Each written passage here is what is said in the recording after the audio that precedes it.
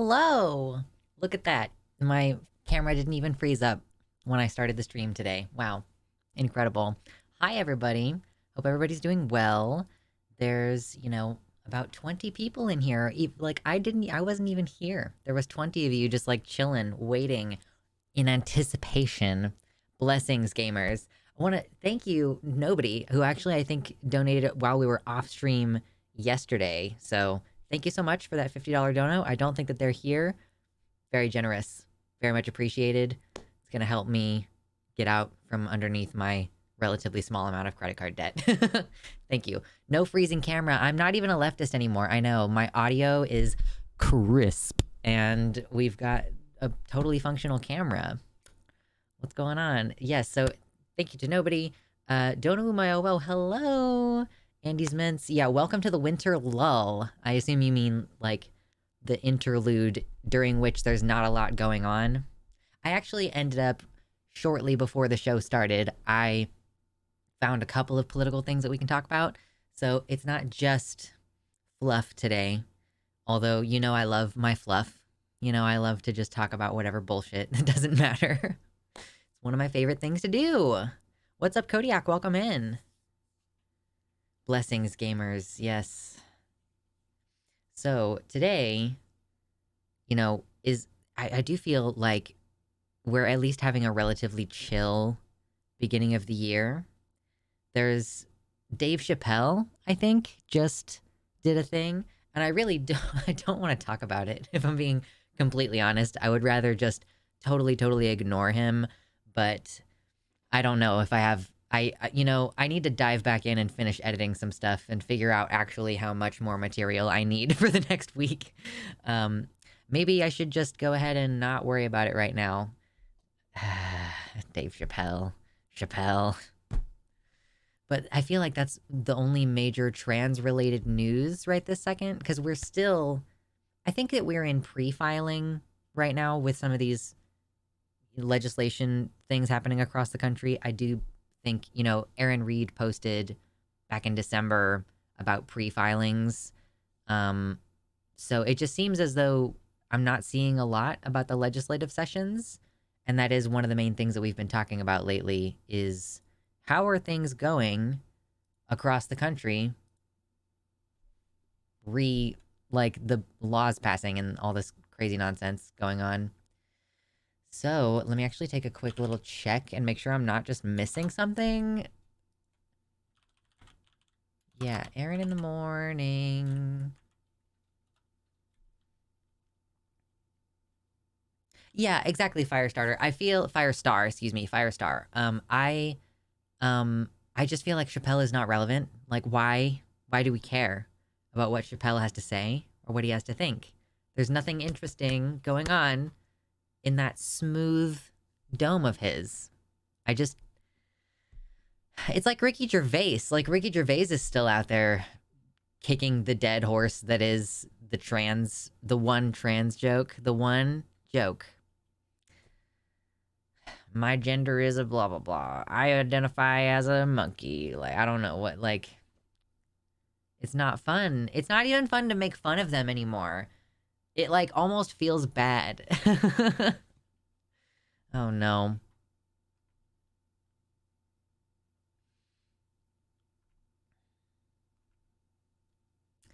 Okay. So, I'm just double checking to see what are some interesting things that we can talk about today. I do have a couple of actual political topics, but as usual, we're not going to touch that for a little bit. For now, hit the like button if you want to chill and hang out, and hit the like button before you leave if you don't want to chill and hang out. We'll do the politics later, and you can either come back or you can go away. What's up, kitty? Just finished making grilled cheese with ham on them. Ooh, hope it's a beautiful day. Yes, that sounds delicious. I am not sure what I'm eating for dinner. I had a little pasta for lunch. Just a little pasta. Probably should have eaten a little bit more, but I'm not too worried about it. I have plenty of energy to carry us through at least like 3 hours of a show here. 3, maybe 4 hours of a show.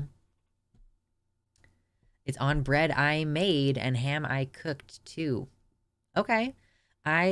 yeah, I told you guys that I made bread recently. Yes, I finally got my all my bread making shit clean again, and I need to make another couple loaves of bread. Bread making is so calming, and it's also really easy if you have a stand mixer. I can totally understand why the stand mixer that I bought was at the thrift store, though. Like, I totally understand why someone gave it away and didn't even try to make money off of it, because it it just doesn't work too good with a not even what seemed like a large amount of dough either. Weird. Having bouillon seasoned burgers with homemade queso and a friend's homemade barbecue sauce. What? Listen, bouillon seasoned burgers, okay, with homemade queso. That sounds delicious. And homemade barbecue sauce. Barbecue sauce can be very different from one batch to the next. The size of the batches I make require a heavy-duty mixer. Most are not made for even making one loaf of bread. This might be the mistake that I made. I bought a stand mixer thinking, oh, sure, I'll be able to do whatever. And then the recipe is like, here's enough flour to make 2 loaves of bread. And my stand mixer is like, it's like smushed the dough on the side, and the like part of the dough is like pushed up. It just doesn't work very well. I'm gonna keep using it probably for a little while, because I bought the stupid thing for $50, and I'm gonna try to get like at least a few more baked goods out of it before giving up and switching to kneading by hand. Looking at getting a Bosch stand mixer, they are amazing. Listen, I am being a super, super responsible person. Because my money comes from like donations, either directly on stream or over Patreon, and like a little bit of it comes from ad revenue. I'm mostly like, oh my god, my brain. I'm trying to be like really responsible with my money because it's been gifted to me, right? So I've done so good at not buying any fast food recently. I'm not buying bullshit that I don't need. I don't even really want bullshit that I don't need. Like, the kind of stuff that I'm splurging on right now is, for example, my hair is just really, it just doesn't feel very good, and I think I'm finally realizing that it's because Kansas has really minerally water, just a lot of minerals in the water, and those build up in your hair. So when I splurge for myself, I use my Christmas money to buy a $20 hard water shampoo to get some of the minerals out, and then a hair mask to put on after so that my hair doesn't get damaged by such an intense shampoo. This is the most spoiling myself that I'm doing right now. Oh, I also bought myself a $20 hand mixer. Like, forbidden vibrator? You guys know what forbidden vibrator looks like? It's an immersion blender where you you hold this part, and this has got the motor in it, and then there's like a skinny little stick, and then there's like a little head at the bottom, and you're like, "Rah, rah, rah." Emulsion blender. Yeah. So I got one. That's what I did for myself for Christmas. Okay. And otherwise, I am saving up because I'm so excited about the prospect of moving across the country. I've been like looking at places, which it's probably way too early if I'm going to be moving in like a year, but I don't know. Okay. Somebody out there who has done planning and like has had a big change in their life. I feel like if you're moving across the country, you want, like, if I were moving in the same town, I want like 3 months at least to be actively searching and narrowing it down and finding the right place. And that's if I'm moving within a 5-mile radius. I want to take like 3 months figuring out where I'm going to move. So now that I'm moving like across the country, I'm looking at stuff now, in particular because I'm not sure if my partner and I might try to just save up enough for a down payment on like a property instead of renting when we move. Like, I don't know what the situation is going to be. We need to figure it out. But like, this is what I mean. Yeah, start planning now. You will not have nearly enough time if you don't. I'm literally like, oh yeah, my partner should probably start figuring out where he's going to work, because obviously I'm going to keep working from home. So yeah, I'm hoping that I'm not like neurotic in that I'm already looking for a potential place to live. and we're not going to move out for like a year. I don't know. I'm fighting with my insurance right now. I went to refill my prescriptions today and they were 3 times as expensive. I bet that there was some fucking policy change or something that started January 1st. That's so stupid. Insurance is so dumb. I'm so sorry. That's fucking irritating. I just don't even have insurance, and I end up just trying to find the coupon places to get my meds, and if I need something expensive, then I kind of just don't get it usually.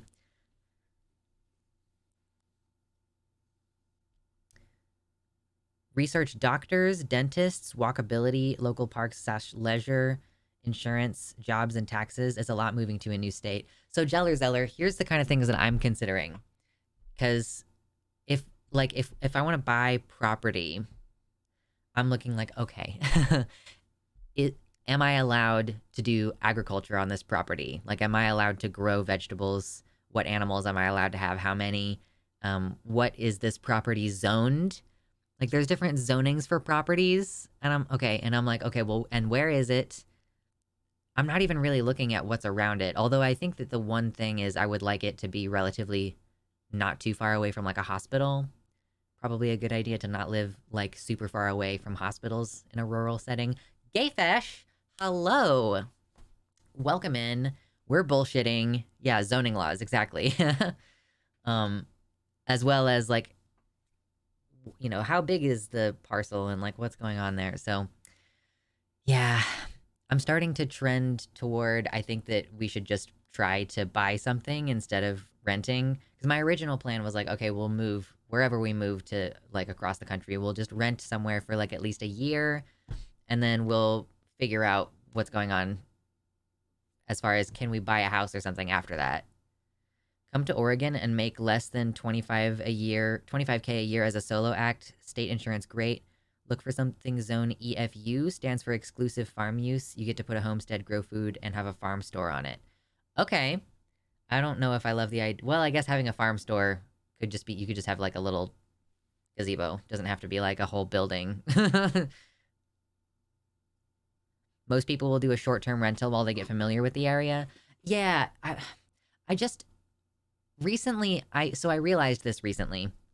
I moved twice within 1 year, twice in a row. Like, I guess you could also say, like, I moved 3 times in 2 years because I did the majority of our moving stuff into the place that I was living with my partner, and then I moved out, and it was less than a year, and then I moved basically back in with my partner, and it was less than a year between those 2 things. So I don't really relish the idea of moving to a rental and then trying to figure it out. But yeah, at the same time, if there's also an entire possibility that we would want to build a house, that could be done. That could definitely be done. And so then we would need to rent someplace, or we would need to buy like a mobile home and have it plopped on the land or something. I don't know. There's so many different things to think about. And I hadn't even considered the prospect of seeing what doctors and dentists and insurance was going to be available. One good thing, if you move to Oregon too, like, is the state insurance. You're kind of guaranteed to have insurance. I guess, yeah, I'm, like, married. I guess I would hope that my partner's, like, place of work would provide insurance, but when you do, like, trade work, a lot of the companies are smaller than 50 employees. And that means that they're exempt from a lot of sort of requirements. So they're not required to provide you with health insurance, even if you're a full-time employee. So it's tough. So it would be nice in a state that provides like a public option to have the public option. But my partner also, because he's a tradesman, makes a lot of money. So I didn't know that there was a financial cap on it. There's a good chance that because we're a married couple and he makes a decent amount of money that we wouldn't qualify for state insurance. That's kind of a bummer. I hate the mean testing. It's like, oh, okay, so just because I don't have, like, because I'm not, like, impoverished means that you think I can afford, like, thousands of dollars for basic medical care? What the fuck? It's, like, really irritating. That really brief gap economically is really annoying. It's like, okay, you're not in poverty, You're not low income enough to get help for anything, but you're not in a high enough tax income bracket that you start getting a lot of the benefits. I'm hoping when we do our taxes this year, I think that the earned income credit got expanded. I know that this is not very exciting stuff to talk about on stream, and I'm sorry, but I just, like, taxes last year were really, really, really shit. Like, I'm still paying off the credit card. It's annoying. Does it have homestead laws where you can do baked goods out of your home and sell? I don't know if there are different regulations for farm grown produce versus like homemade bread or something. I don't know. I'll have to look into it. Married is 40, 50K now if you claim your sibling as dependents. Yeah, that's true. I'm not sure. I'll figure it out. Tax season is going to come around eventually. It's fucking annoying. It's irritating, but I'm pretty sure I made a lot less money my second year streaming. So I think I made less money last year than I did the first year. So maybe I'll owe less in taxes. Because that's the thing that gets you. As a self-employed person, I have to pay like twice as many taxes, twice as much in taxes, because your employer, if you have a regular employer, pays like half of what you're required to pay in Social Security and Medicare tax, but I have to pay all of mine. So I only made like $16,000 last year, or the year before that. And I owed like $2,000 in taxes. It was fucked up. It was crazy. I was like, are you kidding? That's wild. So, yeah, we love the tax code in this country. It makes so much sense. Anyhow, so we are here to chill. Did I tell you I called DHHS and they said that I'm denied Medicaid starting on February 1st? However, I never received that letter and I can't find out online. Oh, that's fucking annoying. I had not heard about that, I don't think. Have you considered having an LLC? Could help with tax burden. Yeah, I have thought about incorporating. I haven't looked into it in a long time. I'm not sure. Maybe I should. Haven't looked into it in a while. Incorporation. I think that it's just always been, it costs a couple $100s to do it. Or like maybe $100, and I usually feel like I can't justify spending that. But helps if it helps with taxes. God damn it! I've got federal insurance from my state, so I get money back when I file. Jealous. We were getting money back when we filed, except that was before I was self-employed, and now that I'm self-employed, we owe. It's really, really dumb. Just saw that you have a new channel. You should put a channels tab on your page to direct people to the new channel. I don't know what y'all are talking about when you say that. Like, I don't know that I have the option to... Yeah, I'm assuming you're talking about the tabs at, like, the top of the page. As far as I know, I don't have one. Like, I don't have the ability to add to that.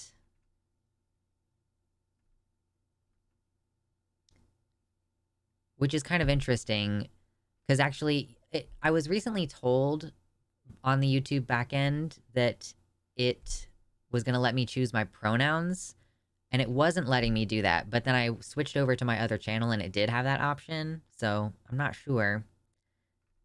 But I did add it as like a related channel on the front page of my YouTube show. Anyway, if you didn't know, yes, this person is referring to the fact that I have started a second channel, essentially. And on that channel, I'm going to post basically the non-trans related and non-election related stuff that we talk about during the stream. Yeah, I'm not sure. I'll have to check it out. You can look into private policies through the state marketplace. They're always too expensive. Listen, this is what I'm saying is with insurance, with all these things, like my partner and I together really make like a decent amount of money. And we are just outside the window of getting like less expensive stuff. You know what I mean? Like what I could do, I guess technically, is I could divorce my partner and then I would qualify for some of this stuff by myself, but marketplace prices used to be really low, and I go to look today and the lowest premium is $257. And that's just for you. Whenever I look at insurance, it's for two. I'm looking for two people, and it's like $400 a month for a plan that doesn't cover anything until you like it has a crazy high deductible. And it's like, why am I paying hundreds of dollars a month to not get health care? You know, it's a real scam. I hate the Medicaid gap. I lost a very close friend to it. I'm really, really sorry, Padfoot Sam. I live in Kansas, so we don't really even have Medicaid. We have Medicaid for if you have proven that you have a disability, basically, but we don't have expanded Medicaid. So no matter how poor we are, we don't qualify for public assistance on health insurance. As far as Medicaid, we could, if we were super duper low income, we could probably end up paying less from the marketplace, but still, minus $400 a month, but I only pay $15. Yeah, and it's this weird like tax benefit thing. Like the way that they do it through the marketplace is super strange. The worst part about our system is it is designed to stop us and reset us backwards when we are close to climbing out. I have had this thought recently about the imminent collapse of society. And it's like, if someone was to go out today and get like a loan for a car or something, maybe it's a really, really expensive car, you know? If society collapses, then you still have that car and your debt doesn't matter. So it's like, I don't know. I think that it's okay to use loans to get things, particularly because like, as long as you have the thing, it's like, okay, I have the thing. And if I do a low payment for a really long time, then like, okay, it's a tolerable low payment for a long time. And maybe society won't collapse and I'll pay it off in 40 years. But yeah, I don't know.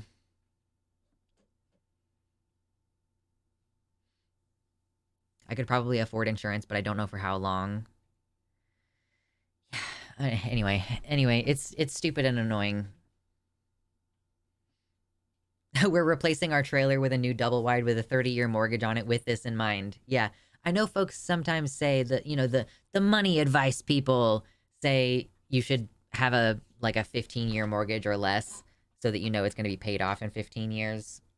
But yeah, it's like I'm 100% just bracing for societal infrastructural collapse. So listen, if I have to take out a $50,000 loan in order to get a well installed on my land, well, then I have a well. So I'll pay that off eventually or not. I don't know.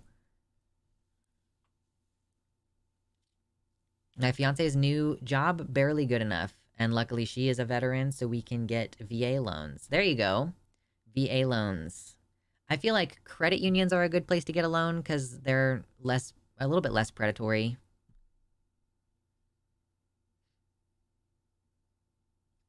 Ooh, Jason in the YouTube chat says 3 months to go. Everyone involved in my home sell gets taxes back, including me. And then the task of land, I can go ahead and escape the cycle, sell chickens and rabbits, eat taters, eat taters, eat taters. Biggest thing, make it a fixed rate. Fixed rate loans, always a good idea. I don't even know what else you would do besides a fixed rate loan. What? I don't even want to know. I don't want to know. I don't want to know what the alternative to a fixed rate loan is. Because the alternative is they'll just change the interest rate on you. Anyway, I don't even want to know.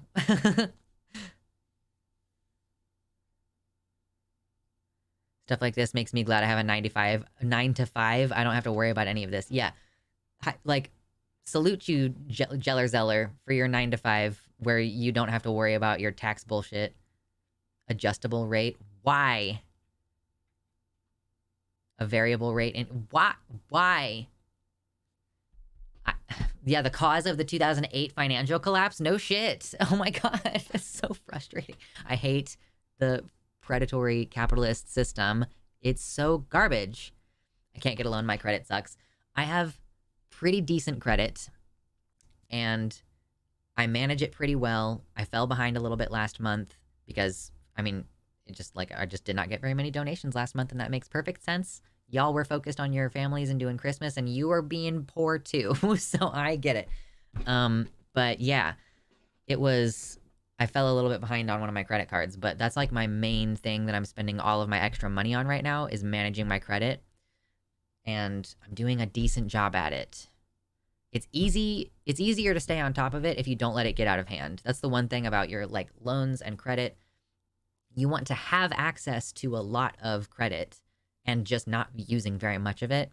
So really having a credit limit is kind of a trap because you're like, oh, I have this. If I really need it, I can spend $500 on my credit card if I fall behind or whatever, if I need it.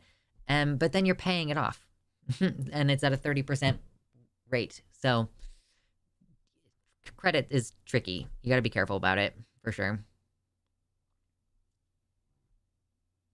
Our healthcare system is so garbage. They bounced me between three representatives for no reason, none of whom could help me. Oh my God, I'm so sorry, mama. And you're like, you're sitting there like, I need to pick up my prescriptions, please. The VA loans are the closest the government comes to actually taking care of our veterans. Swear to God, we send kids out, then give no more fucks about them. So many meat grinders in America. Just churning through. Just churning through. By the way, if you're here and you're enjoying hanging out, hit the like button. We've probably got a couple of like proper, we're going to actually talk about something specific segments, political segments later. But for now, we're flowing in and out of conversation about the economy and the impending climate collapse and all that kind of stuff. So what's up? Atreyu, hello. Happy New Year. Welcome in. Aloha. Miss Seaside Hill Granny, hey, how's everyone doing? I'm just sitting here listening to this one song from Phineas and Ferb. Nice. We're doing pretty well today. We're flowing through conversation. Oh, my partner just gave birth, and like 15 minutes ago, we were like, yeah, that bill is never getting paid if it lands on us. I genuinely don't see the economic utility of not going with single payer. Right. Honestly, I know so many people who are basically just like, I don't really have an obligation to pay my medical bills. Like, I am not able to, and I'm not prioritizing it. Just like there's a lot of folks out there who are like, I'm not able to, and I'm not prioritizing paying my student loan bills. Now that student loans have kicked back on and they're expected to start paying them back. Wasn't it something like, it was like, what, 40% of that first payment that was due didn't get paid? It was not a majority, but it was a lot.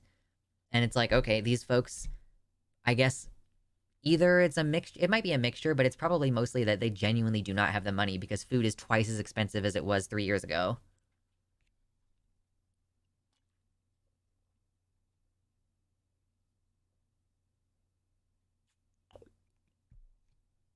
Water. Drink water, babes. You need it.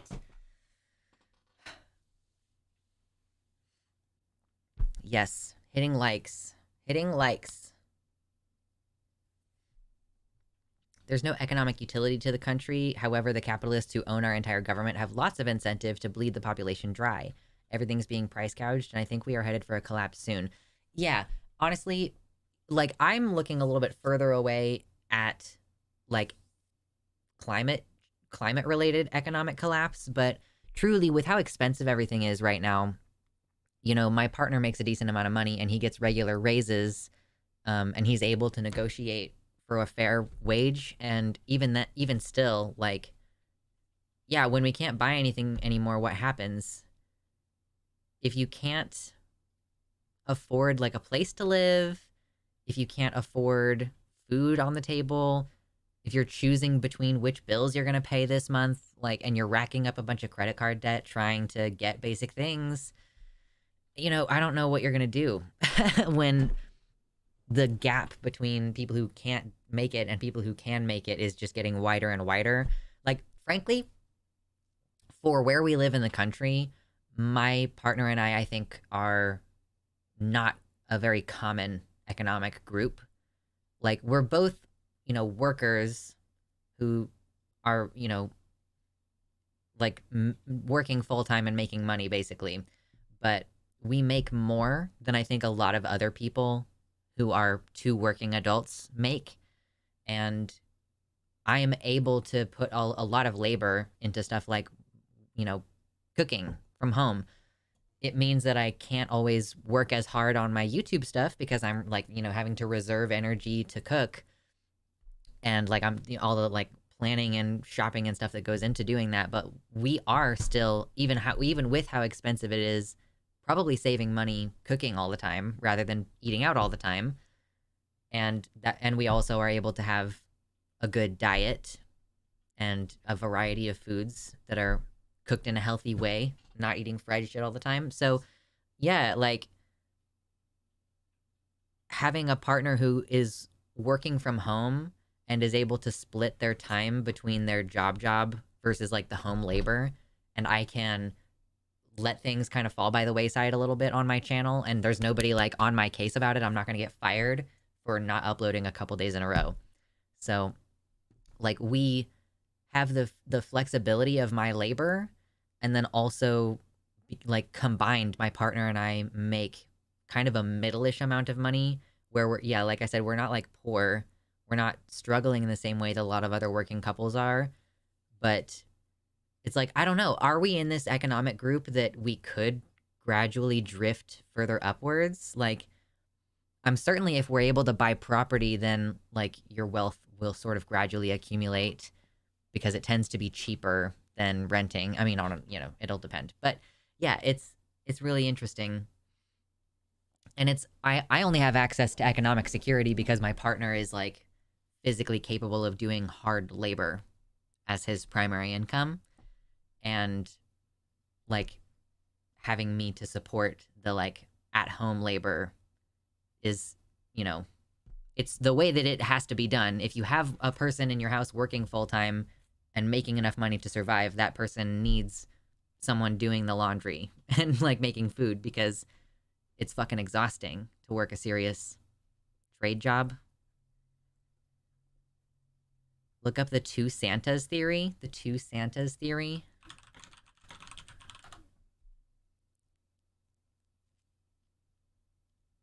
What's up, Mersh? You had a good meeting after work. That's good. I feel like my sister makes most of the meals, but I buy most of the food. Hey, distribution of labor. One of you puts money into it, the other one puts labor into it, and at the end, your combined efforts have resulted in a tasty dinner. Why two Santas theory? What is this? Okay, I have a Wikipedia page open. I'll look at it in a second.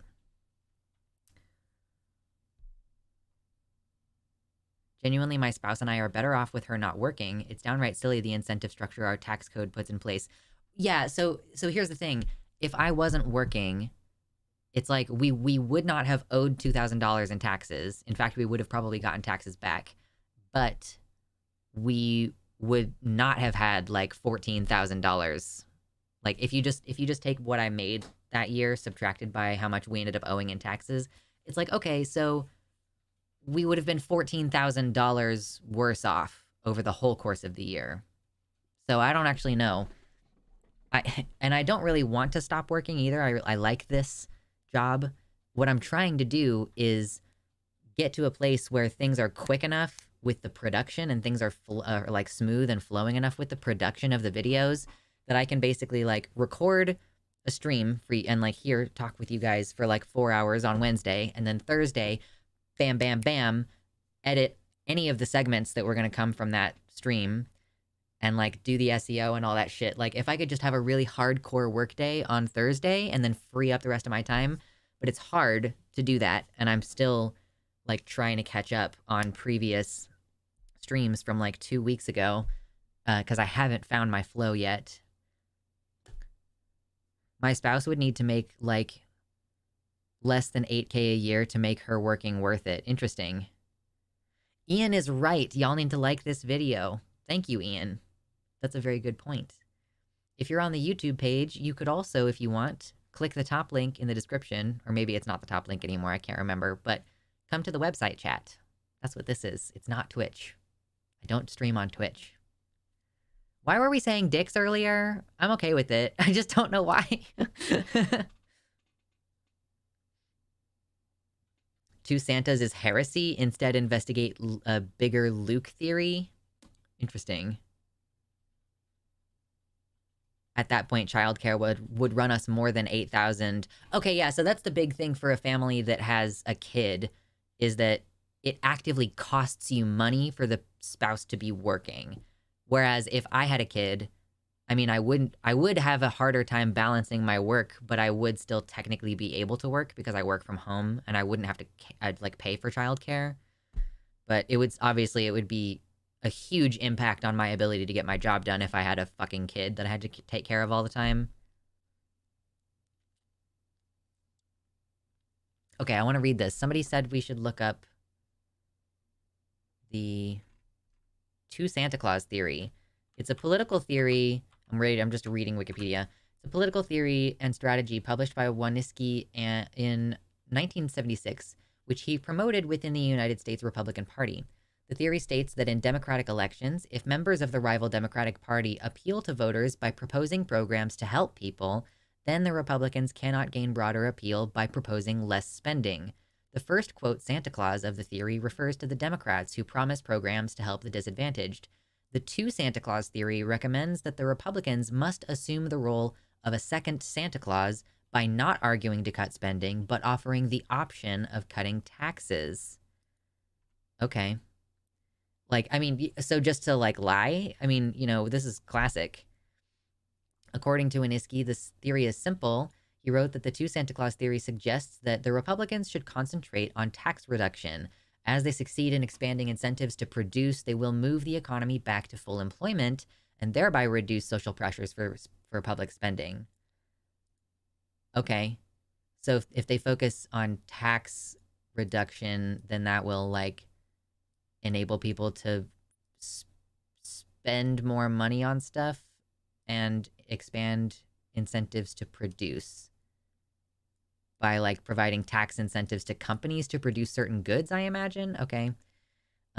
Just as an increase in government spending inevitably means taxes must be raised, a cut in tax rates by expanding the private sector will diminish the relative size of the public sector. Yeah. And so Democrats would, in this situation, have to be anti-Santas by raising taxes or anti-Santas by cutting spending. Either one would lose them elections. So they're just trying to find ways to make the Democrats look bad and look like they're, Republicans want to reduce your taxes, but the Democrats want to raise them. And then also, Republicans want to, Republicans are not talking about cutting spending in this, are they? I don't know. Regardless, it's just a political theory. It's just a political theory.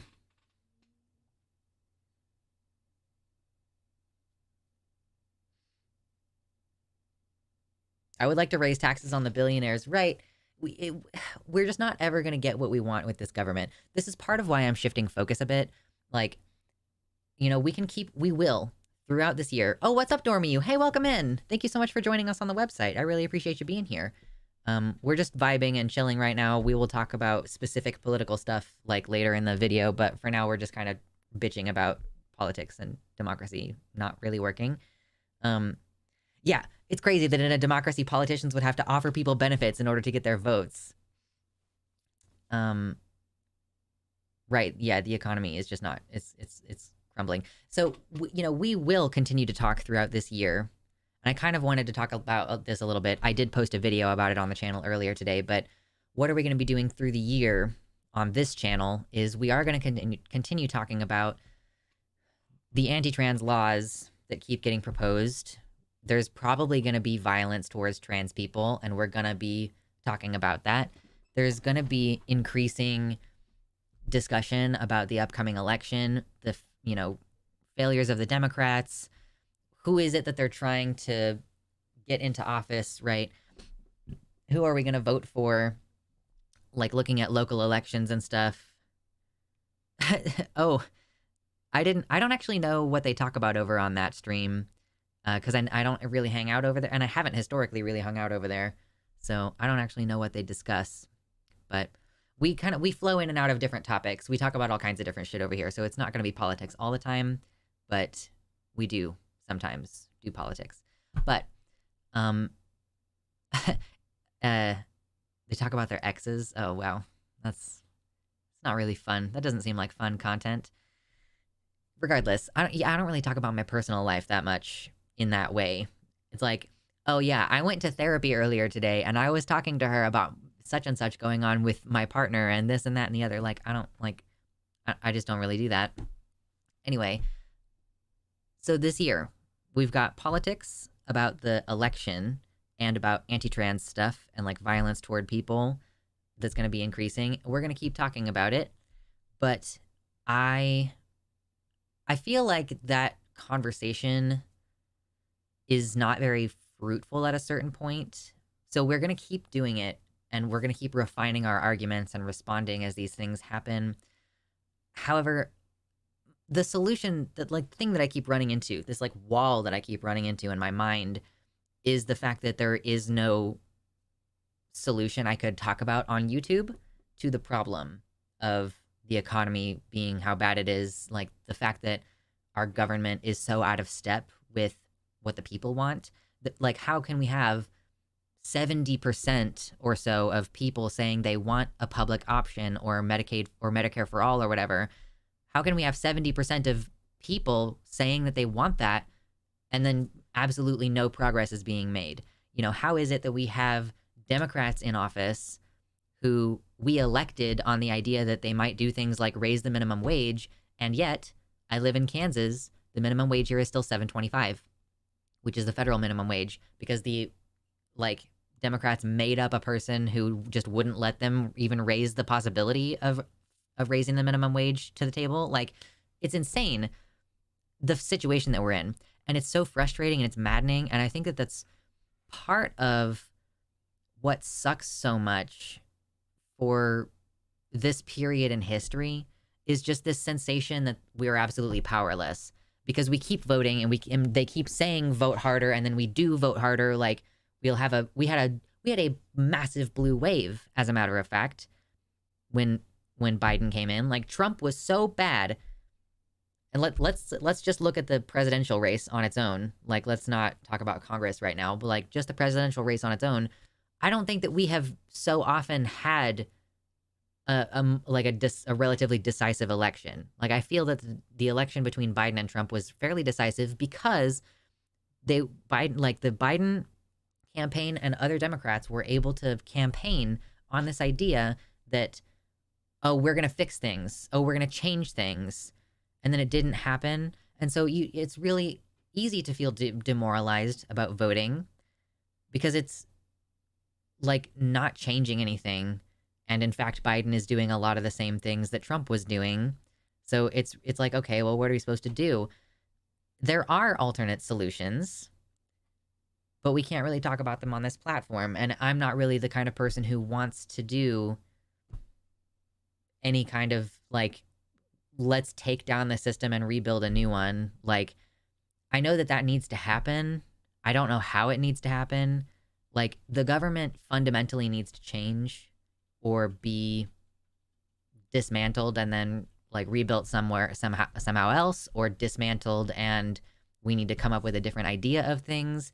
But like, I don't really want to catch treason charges for like trying to do something against the US government. You know what I mean? Like, you kind of just have to let the thing naturally like build momentum and then collapse. So I'm shifting my focus in that sense of like, okay, I'm a problems solution oriented person. I want to identify a problem and fix the solution. I'm like a man, and I'm terrible to be in a relationship with for this reason, because if my partner is upset, I'm just like, what do you want me to do? Do you want me to do something different next time?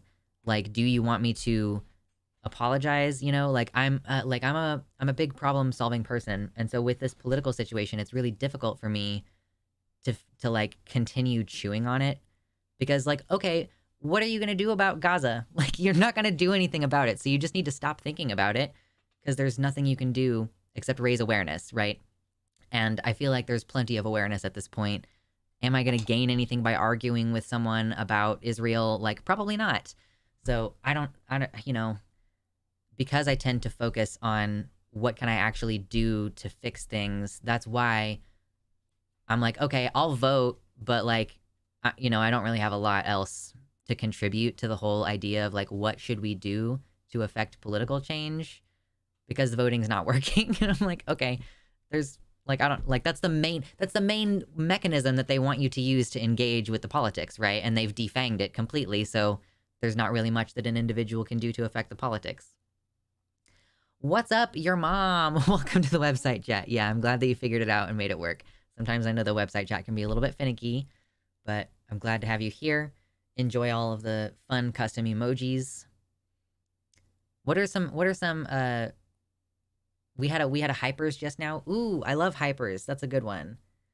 Hypers from new people in chat. 2 new people in chat today.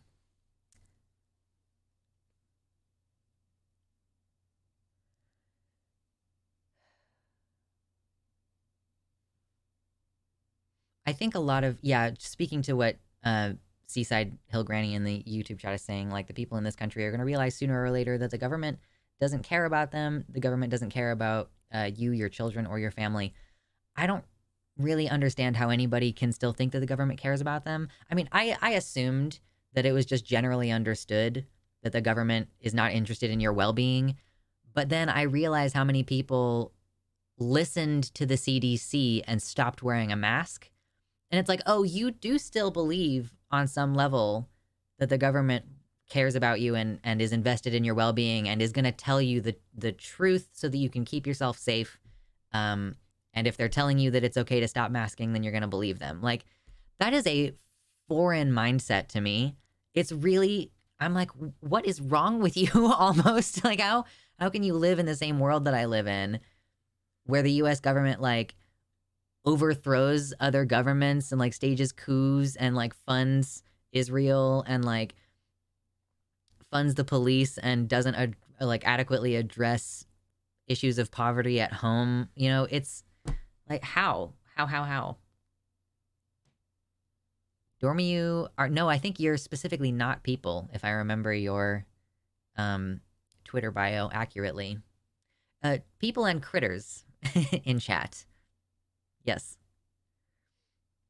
Junebug is still masking. Listen, right this moment, COVID is the second highest it's been the entire pandemic. The only time it's been at a higher level of infection rate than it is now was in January 22. So here we are 2 years later, and it looks like, you know, we're going to have a pretty major spike here in January. So if you weren't wearing a mask, start wearing a mask. Make sure you've been vaccinated recently. Been in a mask since 2016. You were years ahead of us. You were like, I know what's happening. I know what's coming. Can't afford to be sick with anything. Right. It's not just COVID out there. It's flu. It's RSV. January is peak sickness season. Right.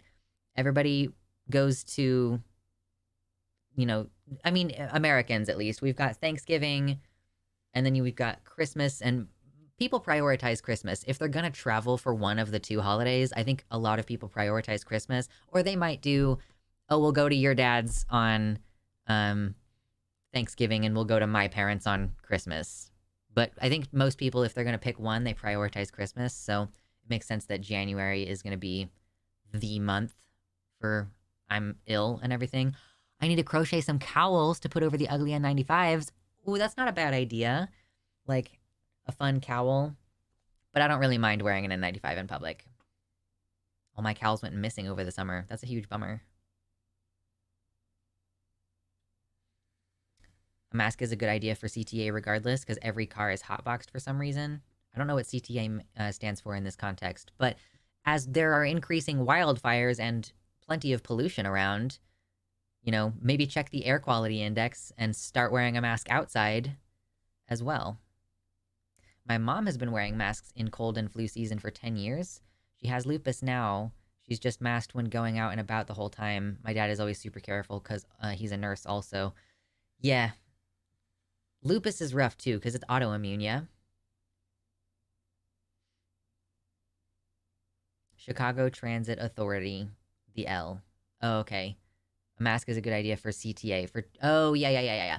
Yeah, on public transit, this is one of those things where, listen, I do think that our society should be structured in a way where we're not using cars as much, but you will take my car from my cold, dead fucking hands because I'm not going to take public transit. Are you kidding me? No. Like, no, I'm good. Do you play video games? Not as much as I should. I should take more time to relax to myself, but I don't really play that much video games. When I do play video games, recently, we were playing Sea of Thieves quite a bit for a couple months. I was recently playing Little Nightmares 2, and I got frustrated with it, and I put it back on the shelf, and I haven't played it in a little while. Pokemon Snap, I play when I'm trying to relax and I'm trying to get sleepy for bed. And I need to finish playing Tears of the Kingdom, because I haven't finished it. Have you seen GTA 6? I am aware of it, and I have no intention of playing it. I'm not a big GTA person, but it's fine. I don't have any problems with it. You need that rugged individualism to protect yourself from the brain-dead rugged individualists, you know? I do.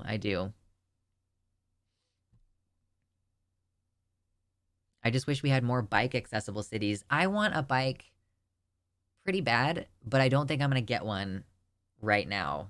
And I'm not sure that the next place that I live is going to be a place that it makes sense to have a bike. But it's a great form of exercise. I would like to have the option to at least just like make sure that I'm still capable of riding a bike. But it's, where do you store it? If you live in like a rental and I don't really have a good outdoor, I guess, I could probably figure out some kind of put the bike outside situation, but it would be a huge pain in the ass is what I'm saying. I want a trail/all-purpose bike. Yes. The worst part about riding a bike is sharing the road with cars. Yeah. I think that, certain places in Kansas have more bike lanes than others, but I don't really want to use a bike to get places. I want to use a bike to go riding on nature trails and things like this for the sake of the exercise and the enjoying the outdoors rather than as a means to get places. But yeah. So for that reason, I would probably also primarily want like a trail bike /all-purpose. Are you playing Palia? It's free on the Switch. I have not heard of that one. Would you ever stream Lethal Company? It's a funny game. I don't know anything about Lethal Company.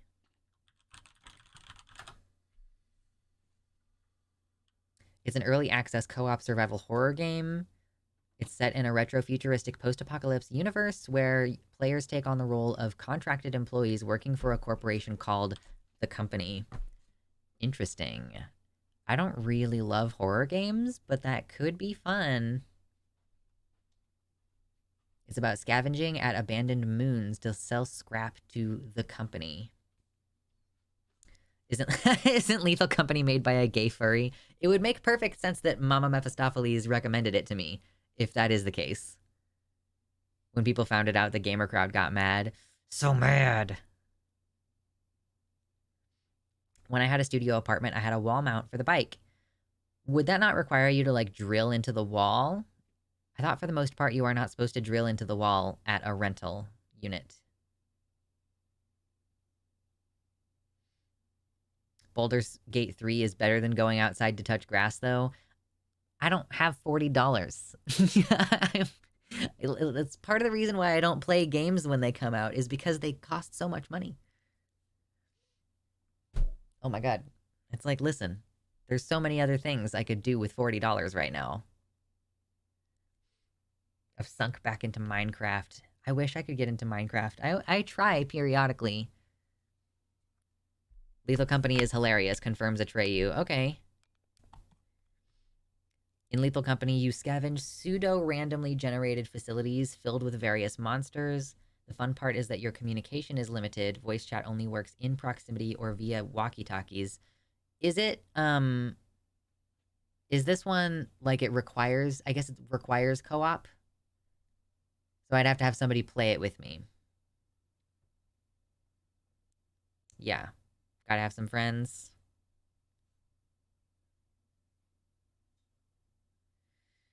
Gorge. What's up, Darth? Think Phasmophobia. Okay. I never played Phasmophobia, but I know that it was quite popular for a while.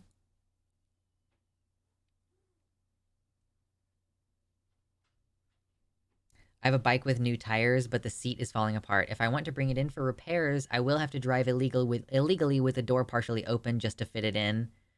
Could you instead, here, listen, could you put down the seats in your car and have it lay flat in the back and maybe into the trunk a little bit? Or because like it's probably less illegal for your trunk to be slightly open if you need your trunk to be slightly open, right? Y'all, should I get Indian food tonight? Indian food is so good. Oh man, I love a butter chicken.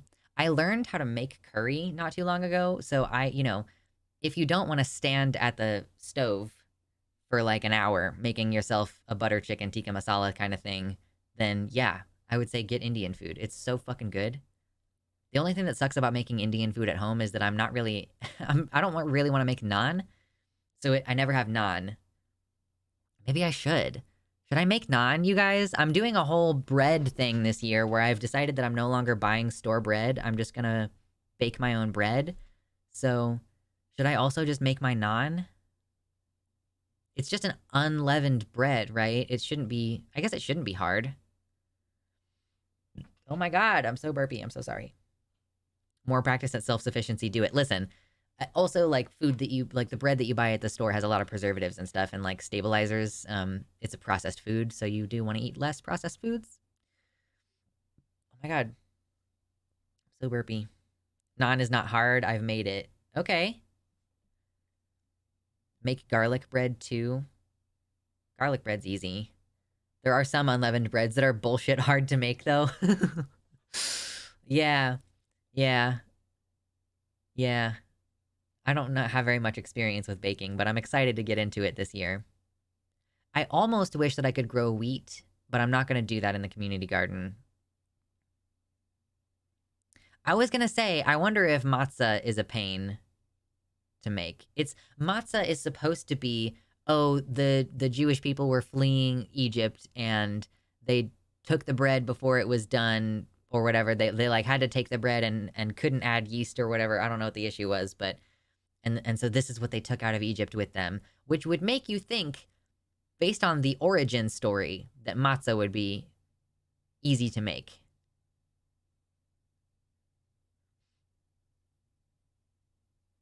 I said wheat. Wheat. I want to grow wheat to make bread. They had to flee before the bread could rise. Right. That's the idea behind the story. But apparently, matzah, I don't know, like, do you bake it before it leavens or something? It doesn't seem hard to make an edible matzah ball, but it's tricky to get it to actually taste good. I see. King Arthur flour is good as not for not having additives. Yeah, I'm right now I'm working with some bread flour that I just have from the last time I decided to buy bread flour, but eventually I'm going to switch to making bread from a whole wheat flour, hopefully.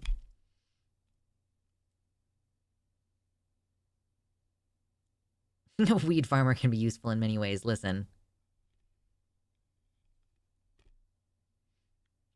I'm thinking about growing cranberries, but then I remember cranberry spiders. You would have to flood your land periodically in order to... I guess you don't have to do that. It's just about efficiency. They just flood the land because it helps all the cranberries just float. But you could hypothetically go through and just pick them, right? What are cranberry spiders? Okay, so in cranberry fields, you know when you see the commercials for the cranberries, guys, and they're in those those coveralls that are like rubber coveralls, and they're standing in a bog, and there's all these like cranberries floating around them.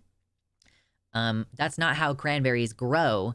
There are like plants in there, and there's a certain bug that eats cranberries and like ruins the plant. I don't know what the bug is, but there's wolf spiders that they encourage to live near the cranberries because they eat whatever it is that's destroying the cranberries. So when they flood the bog, you basically, if you're one of the people working, you have to be really cool with the fact that you're the only thing around that the spiders are going to try to climb on. But the great thing about wolf spiders is that they don't really seem to bother people that much. They're very chill. They're good guys. In fact, there is a wolf spider, I think, living in one of the corners of my office right now. I don't know where he's at. He was hiding in some of my studio equipment at one point, so... My favorite thing about cranberries was learning that they live among carnivorous plants. I mean, it's pretty boggy. It's not like literally filled with water, but it's pretty wet and boggy in the area that they grow. So it wouldn't surprise me that it's also a tropical environment that is conducive to carnivorous plants. Because carnivorous plants do not do well in anything but like a tropical, very, very, very humid environment, you know? Probably not a wolf spider in your office. I mean, it's got, well, I mean, there's like so many different species of spider that plenty of them look like other ones, but no, he's got the stripes. He's got the stripes. Okay, are you ready for spiders? I'm going to show spiders on the screen. You have to look away if you don't want to see the spiders, okay? I'm trying to be polite. Spiders. This is what wolf spiders look like, right? They have the little stripes on their head. They're cute little guys. They're friends. I think that's what he is. I don't know what he is if he's not that. Stripes is like 10,000 spiders. Okay, fair enough. Fair enough. I don't know what he is then. He's not a jumping spider and he's not a brown recluse. Those are the only two things that I care about. Do you want a spider fact? Sure, I'll take a spider fact. Cranberries were a northern species, I thought. So are pitcher plants. Are they? Venus flytraps are not tropical plants. Well, maybe tropical is the wrong word, but they need like a really humid environment. Like a really boggy, humid environment. That's, like, I guess I associated that with warmth in my head, but that's not what I intended. Only some types of pitcher plant are actually tropical. Yeah, they need wetlands. Yeah, that's what I was trying to... Yes, that's what I meant. That's what I meant. Yeah, temperate wetlands in the Carolinas. Yeah, it's the humidity that I've never been able to get calibrated. Spooders are... I know, spooders are so good. I love them. I need to get a recipe for elven journey bread. Zero chance that wasn't just a delicious focaccia with olives and rosemary. Ooh, that sounds so yummy. That sounds really yummy. Listen, we don't need to get on a whole food tangent, because we all know that we'll all get hungry. And it's only an hour into this show, but...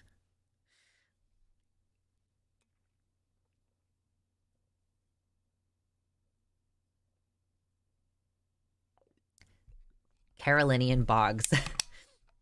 I feel like that's gotta be something. A band name or something. Carolinian bogs. Here's a fun conspiracy theory. Venus flytraps are only native to a limited range near an ancient meteor strike.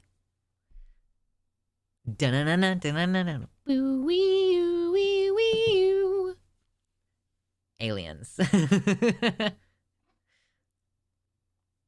West Virginia grows cranberries. Okay, yeah, so it's just about it being wet.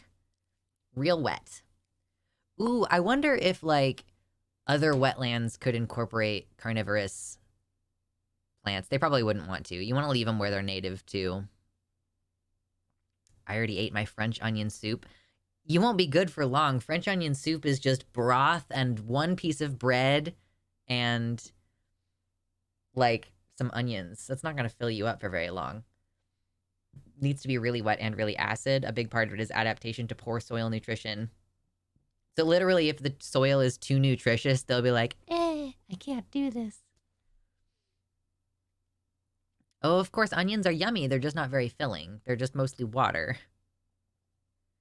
The musical style tarantella is derived from tarantula because Italian people in the 1500s thought that tarantism, which is uncontrollable dancing that inspired the name of the musical style, was caused by the bite of a spider, a particular wolf spider called Lycosa tarantula.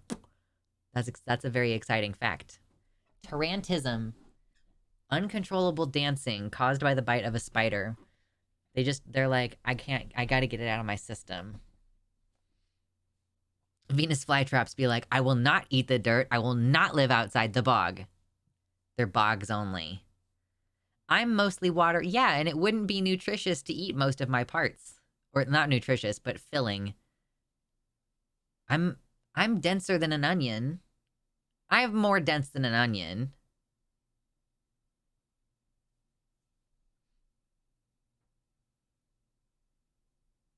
I had a PBJ and cheesecake. LOL, I want to lose weight. Here's the thing. Here's the thing that I'm realizing is that you can eat whatever you want as long as you do cardio. So, and it sucks because it's the time of year that's bollocks to do fucking cardio in. But yeah, we, you know, if you just do like an hour of cardio like 4 days a week, you can eat a lot of stuff that you want to eat. Anansi spider dance. That's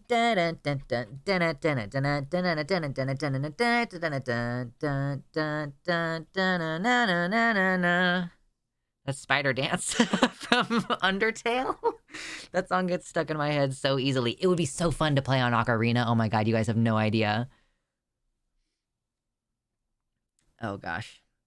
We have lots of wetlands here, but it's all on lime, so wrong chemistry. Yeah, Now I'm gonna have Spider Dance stuck in my head for the next 5 years. It's good.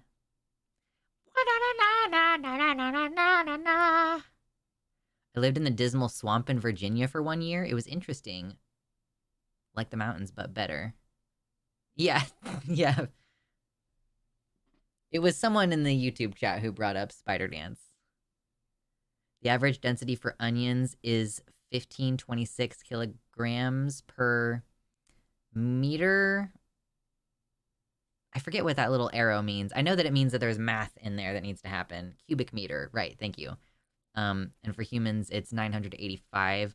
Are we less dense than onions? Okay, well, so I guess it's more filling to eat onions than it is. But we also have a lot of other parts, like blood, that you wouldn't necessarily eat. Yeah, meter cubed. You can tell I haven't done math in a long time. And our air sacs, yeah, no, I've got like these. I have a bunch of air in here. And all the burps are also evidence that I have a lot of air in here. Blood is mostly water. Yeah, and water is not very dense. Or is water the densest part? And the muscle fibers and stuff are the less dense part?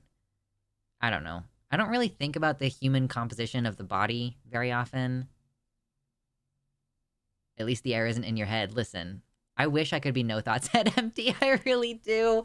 But I just constantly am like, I have so many ideas and plans. That's what Ritalin will do to you. There's a reason why God gave me ADHD, and I have hacked my biology with Ritalin, and so I've just become like an insane, do things as much as I can within my disability limits. Become doggy. I know.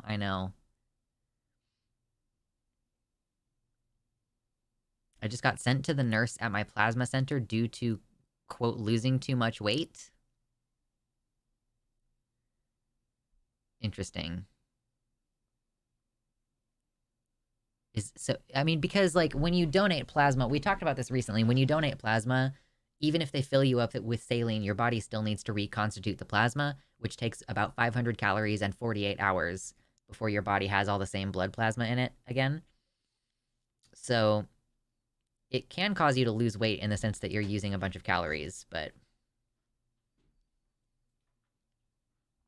there were quicksand warning signs on the side of the road as one drove through the swamp on the highway. It looked like pictures of no man's land is the best description. Sparse and strange-looking trees across the horizon. Thought to myself, if I go off the road, no one will ever find me. Driving through a swamp, a mountainous swamp. It does not sound like a very fun time.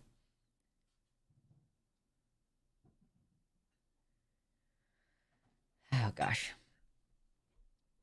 So, okay, what all have I got on my list for things that we're actually supposed to talk about today? We've had a great conversation about wolf spiders and two Santa Claus theory.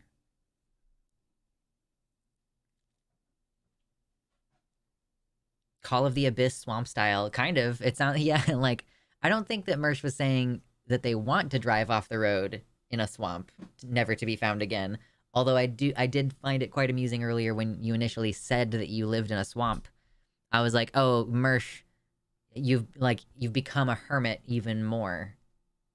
Like, just... Because that's like the quintessential hermit, is a dude who lives in a bog.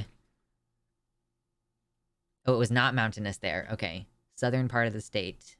So a flat swamp. No mountain, only swamp.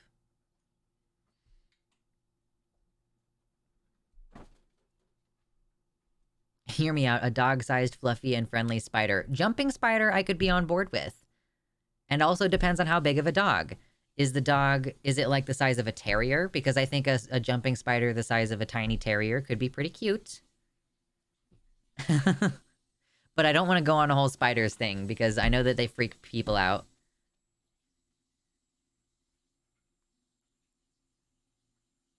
I thought the typical hermit lived in the woods. I guess in my brain, I have like a Hollywood-esque swamp that does have a bunch of trees. And then just like... So you should imagine that I'm thinking of the fire swamp in Princess Bride, except that it's wetter in my imagination. Like there's maybe less straight up sand and more like you could fall into a goop and never appear again. Like just a pit of goop.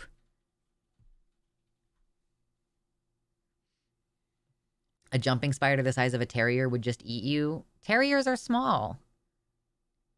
Like they're like this big from one end to the other. They're little guys. And that's only from the front to the back. A chihuahua-sized jumping spider, okay? I think the biggest problem with having chihuahua-sized jumping spiders is that we would not be able to breathe because the atmosphere would have way too much carbon dioxide in it. There is a sci-fi book about jumping spiders getting so big that they form a society and bring about the end of human civilization. If they were bigger, would they be smarter? Does that necessarily follow? I don't know how their brains work, so I don't really know if a cooperative society is something possible for them. But I don't know how their brains work. Generally, larger brains is smarter, but they don't have any wrinkles in there, do they? It's not like the same system. How much venom would that spider have? True, that's a fucking question. Jumping spiders can eat prey many times its size. Okay, well, maybe I just want like a gerbil-sized jumping spider then.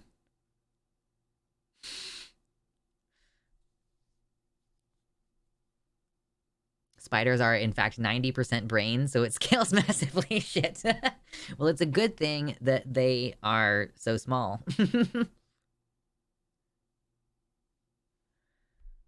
Not the goop. Yeah, not the goop. The giant spiders, the size of dogs in prehistoric times, were so big they preyed on the prehistoric mammals and reptiles of their time. But it has to be... Oh yeah, Atreyu specified that it's friendly, which is part of why I said jumping spider, because they are friendly, have friendly little faces. So in this hypothetical, it is a given that the animal is nice. And it wants to be your friend. Look up the M. balfouri tarantulas, and then wish for doggy-sized spiders. I mean, the huntsman spiders are pretty huge, and I don't want to move to Australia for that reason. Scientists theorize spiders are getting larger due to tertiary effects of global warming. I remember reading about this last year.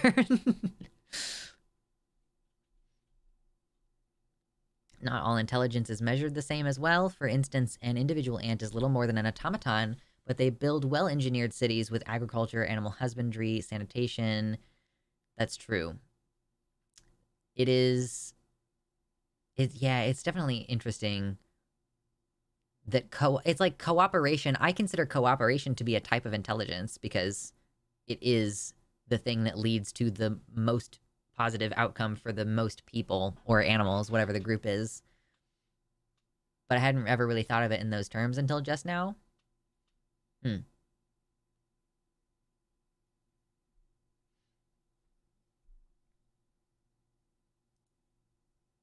What is this video? Oh, spiders. I can't show anything from BBC on the stream. No spiders from BBC on the stream.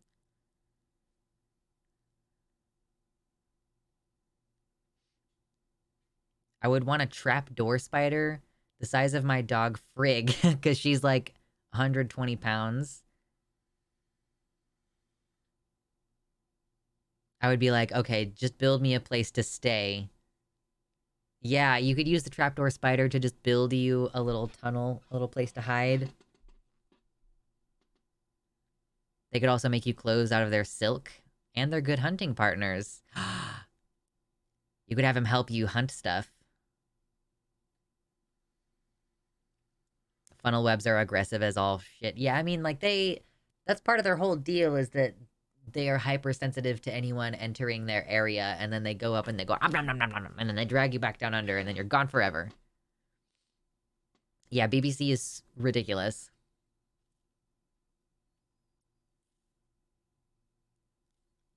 I want zero spiders. They're cool, and I'm fine looking at images or videos of them, but IRL, they freak me out. I like my low-maintenance pets right now, but I do sometimes ponder getting a jumping spider pet. But, like, I don't really need that. Anansi. You silly. What's up, Richard? Happy New Year!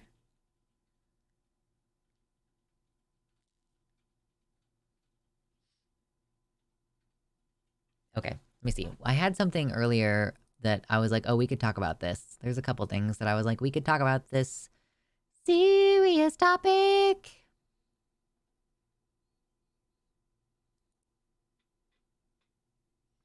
The thing about jumping spiders is that their jumping mechanism wouldn't scale. Good. They're less scary that way. I'm better, recently recovering from a cold. Take as much rest as you can, because it's probably not just a cold. It's gonna be either the flu or COVID or RSV, so be safe and take as much rest as you can.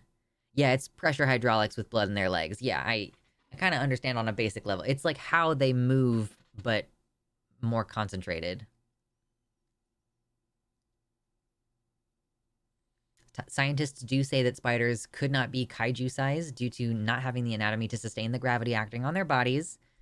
So they can only get so big, with gravity being what it is.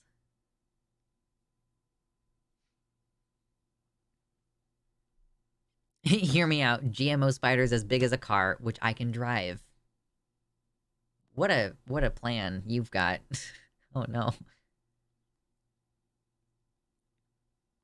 Yeah, I know that spiders are immune to gravity. I've heard that before.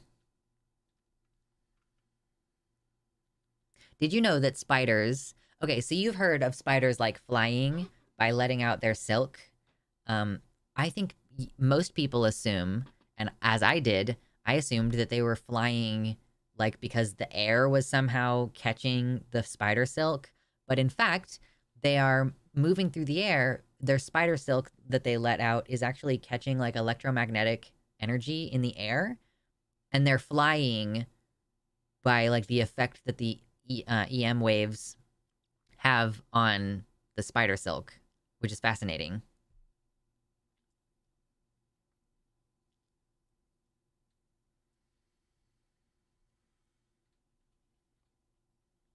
About 10 years ago, I saw someone with a baby monkey.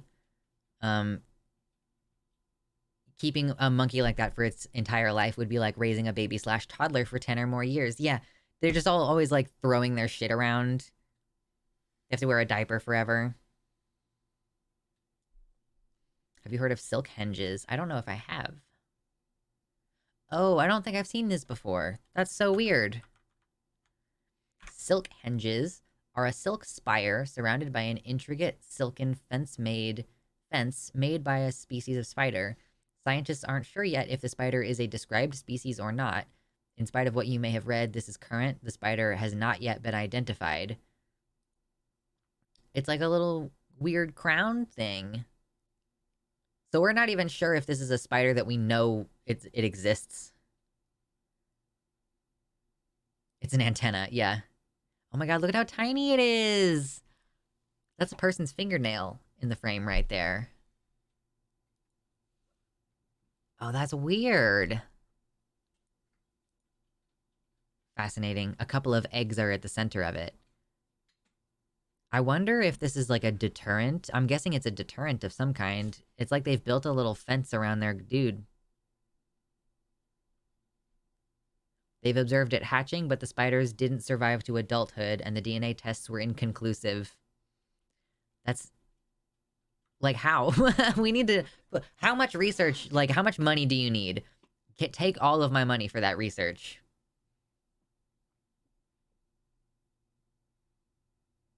Would friendly spiders stay friendly if they got big enough to take us out? Just don't piss them off. True. Yeah, just don't piss them off. But knowing human beings, they're gonna for sure... they're gonna retaliate someday. Some mites, which are closely related to spiders, will build structures like this to attract mates. Spiders traveling in the atmosphere with their webs is called ballooning. Yeah, Lux's partner be like, you spent all your money on what? I was funding really important scientific research, babe. Listen. I had very important things to do. We had to discover a spider. I know, I had very important things to do.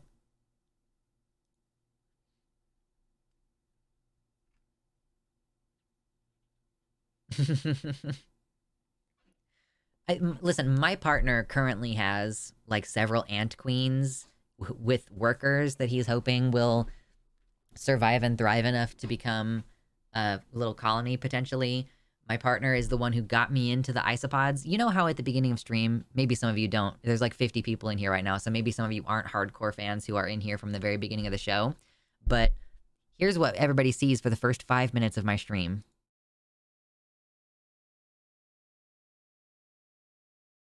And my partner's the one who got me into it. So I feel like if I spent a lot of money on spiders, it might be understandable. It might be understandable. Yes. Those are my Porcellanites pruinosis orange cream. And I also have a container of just regular wild-caught vulgare. And then my partner has 2 cultures right now of other ones. And yeah, this is the kind of person that I've become. I have bugs for pets. Why? Can we get to 50 likes today, maybe? We're very close. Gorgeous. Okay, so I was on Twitter. I was looking to see what I had retweeted earlier. Seized box of newly discovered rare luxury spiders. So you've been cheating on me. Honestly, it's true. Cats are so much warmer in the winter, though. I have a cat. He's just, like... I mean, he's kind of snuggly. He's snuggly sometimes. But he also requires a lot more of my attention. Has your partner invented a means of communicating with the ants and or becoming very small? We are very close to a breakthrough on the Ant-Man technology. We're getting very close. Okay, speaking of outrageous amounts of money that we're spending on things, we're so close to the Ant-Man project. Because it's really, like, it's just really difficult to communicate directly with the ants unless you get on their size. And then once you're their size, you can more accurately analyze the pheromones, and then the communication really opens up. Yeah, no worries at all, Dormiu. I mean, my pronouns are it/its. Like, I don't strongly identify as non-human, but, like, yeah. You can't be a streamer with a cat and not show them off. Do you demand the cat?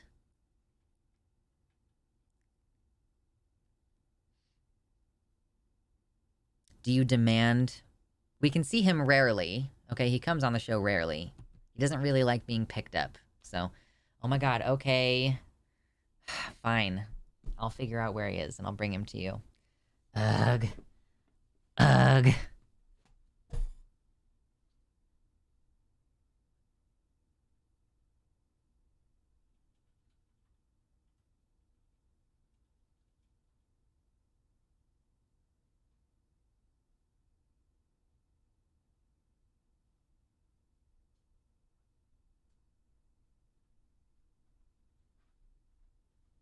Okay.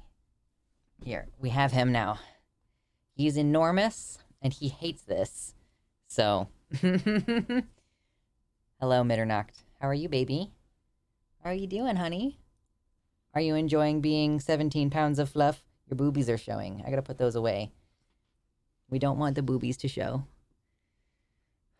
Yeah. Oh, you're very tolerant. You're about to be very not tolerant, and I can tell. I can tell that that's gonna be the case. Oh, baby. Mm-hmm. Thank you for not clawing my hoodie. I really appreciate that. Mm-hmm. You're so good. Yeah, he's giant, and he really hates being picked up. So, okay, you can go away now. Bye-bye. I interrupted him right before he was about to lie down, so that was actually pretty good timing. Him, baby. I'm glad that you appreciate. Does anyone want to donate $5 for the cat? We would appreciate it. Why do cats start thinning around the ears? I don't know. If you put a cat tree in the background, maybe he will just be in the streams. I mean, if I'm being honest, there's not really room for that. And also a cat tree that is big enough for him to be visible would be like $100. So I don't know, does somebody want to donate $100 for a cat tree? I'm probably not going to actually buy the cat tree, though. Is the problem with that. He does jump sometimes, a little bit.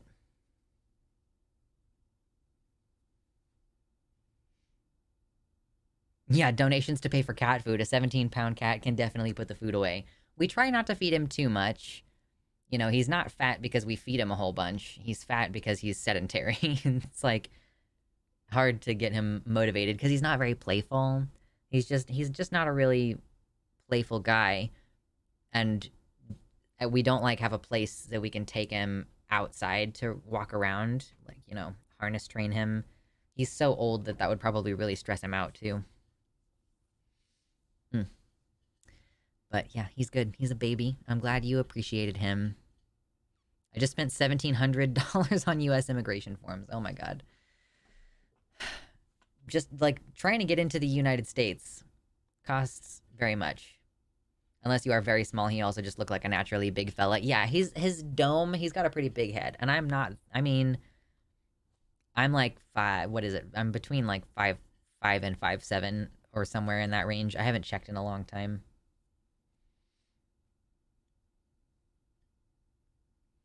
But I'm not super tiny. But it's crazy the barriers that are involved with just getting into the United States. We did 50 likes. We did it. 50 likes. Yeah, him big boy. Him big boy.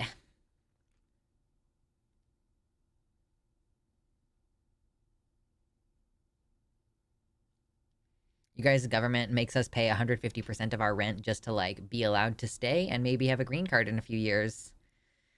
Like, yeah, I don't know anything about the process. I was born here, thankfully, question mark, and yeah, it makes it easy for me to, I'm like, oh, you know, what are other people's, like, immigration stuff seems to be less stringent, like other countries seem to be a little bit less weird about not letting people immigrate. I mean, obviously, you know, white supremacist countries like the UK are also pretty bad. Divinny, thank you for the $2 super chat. Give him some treats for being such a good sport. I will have to get him some treats. The last treat that he got was on Christmas, so I'll have to get him a new one soon. $2. Thank you so much for your dono. The amount of the donos has gone up a little bit. Yes. You're smaller than my smallest, oh, you're bigger than my smallest sibling, and their cats don't look that big next to them. Okay. Yeah. He's just so chunky. And he's got a big dome. I got a big head and little arms. Oh, just to substantiate my claim from earlier, this is showing the, from the CDC, this is the wastewater amounts for COVID across the country. So as you can see, the biggest spike that we've had the entire thing has been in January 2022. And then we had another spike in July. We had another spike in January. They weren't as big though. And then our July wave happened a little bit later and it was a little bit less intense this year. And then now we are higher than either of these two peaks and we're on a straight upward trajectory as we go into January. So this is the highest it's ever been. This is what's considered very high, and we are well into that range. So be careful out there, y'all.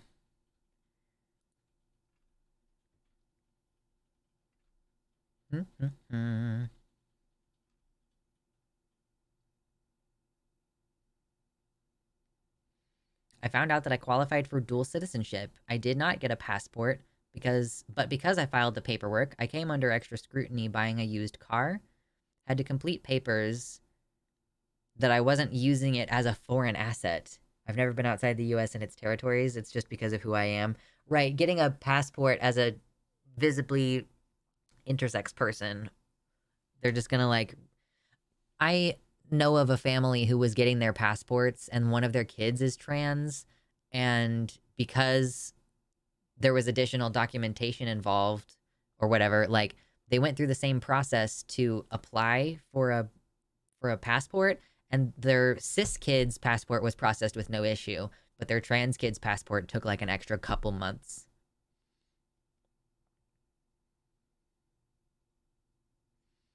Which is annoying. My family gave me COVID for Christmas. RIP. Bummer Christmas present. Yeah, indeed, it is a bummer Christmas present. Rest. Radical rest. Rest more than you think is reasonable. Rest more than you think you need to by a lot. It'll prevent you from having more problems later on. Drink more water, too. Oh my god. I'm gonna have to go to the bathroom soon, because I am drinking a lot of water. My throat is, like, still sore and dry.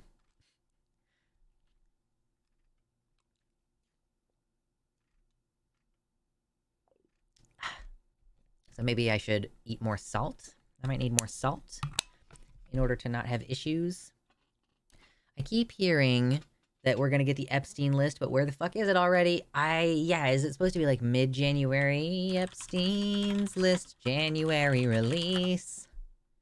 The documents won't be made public until at least January 22. The U.S. District Court for the Southern District of New York confirmed to News Station. So the delay is going to come after a judge granted a 30-day extension to Jane Doe to consider her appeal to remain confidential. A judge ruled the names could be unsealing beginning of January. Okay, so, yeah.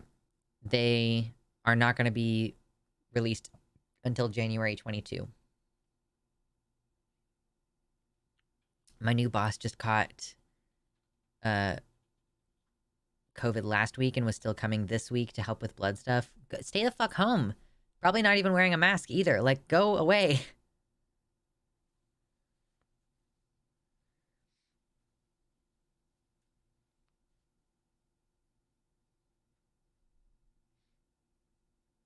I rested so much over the last couple years.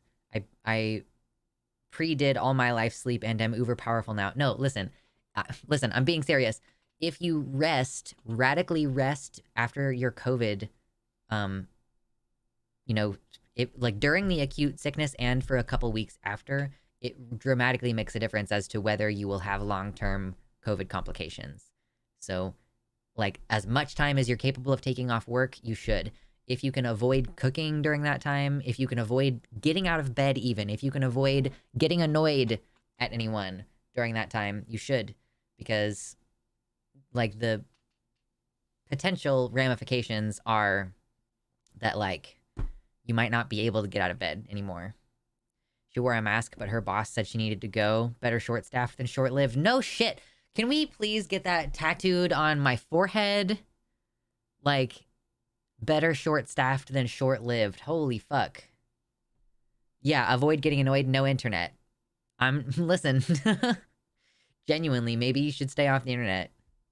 I was with you until the getting annoyed part. Yeah, listen, it's not restful. If you're annoyed and you're arguing with people online...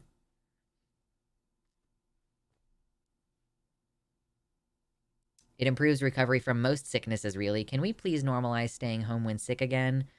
I wish.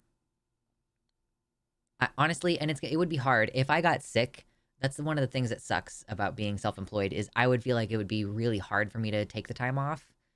And it is hard for me to take the time off. I have chronic illnesses that sometimes flare and I will feel like garbage and I'll be in a bunch of pain and stuff. And it's hard for me to take the time off because like everybody else who works, I don't make money unless I'm working. So it's hard to make that trade-off. What's up, Igor? This is why we need unions. Yeah. Tell the capitalist class. I've been seeing a fake Epstein's list on Twitter, which conveniently has nothing but liberals and no conservatives. Not even Trump, even though he was photographed with Epstein. Yeah. Yeah. That's pretty funny. They have to, it's all a projection game. They have to be like, oh, the left is full of pedophiles, and then like, oh, but we aren't, even though they're the party of child marriage, you know? Pretty gross.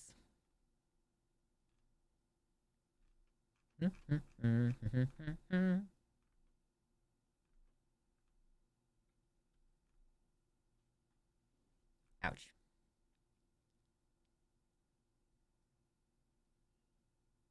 I'm sure that when the list is revealed, it's going to have a lot of people from different sides of the aisle. You know, I'm sure that we're going to find Bill Clinton on the list. Who knows? Who knows who else? That's going to be a bombshell, and I'm glad that it's happening this year. Real G's move in silence like lasagna.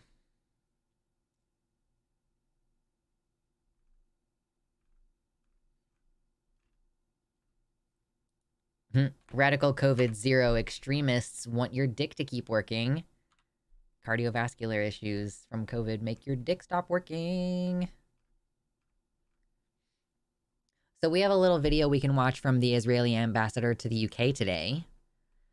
I also saw this video, a woman in Ohio being charged for having had a miscarriage.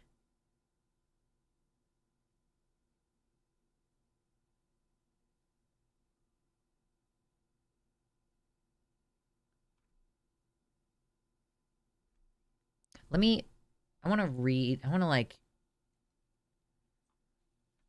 is this actually the woman who's affected by this, or is this just some woman reporting on it? Hold on. I want to know. Is this just a repost of a stitch? Come on now.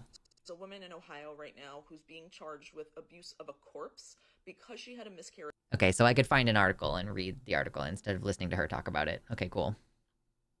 Yeah, that's the one, June. Let me see.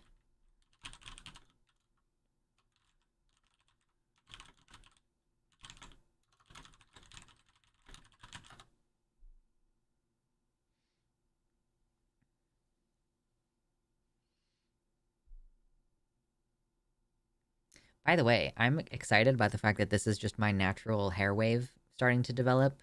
Like, I took my hair down after my shower earlier, and it just is starting to do interesting things, so I'm excited. I heard about this a few weeks ago. Was there an update? I don't think there's been an update, but I haven't covered this yet, I don't think. I don't think we covered this.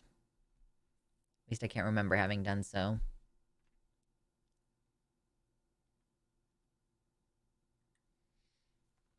So basically, those are the two political things I had planned to talk about tonight. Is this miscarriage issue and some, like, a very revealing comment from the Israeli ambassador to the UK. It's going to be a very interesting time. Oh, goodness gracious. We are almost 2 hours into this thing. Look at that. We have 54 likes. My goal most streams is just to get to 69 likes, okay? It will be nice when we get to a point where we can regularly set the goal to 100, but we only get to 100 likes on my show when we're talking about some crazy bombshell politics or drama or something.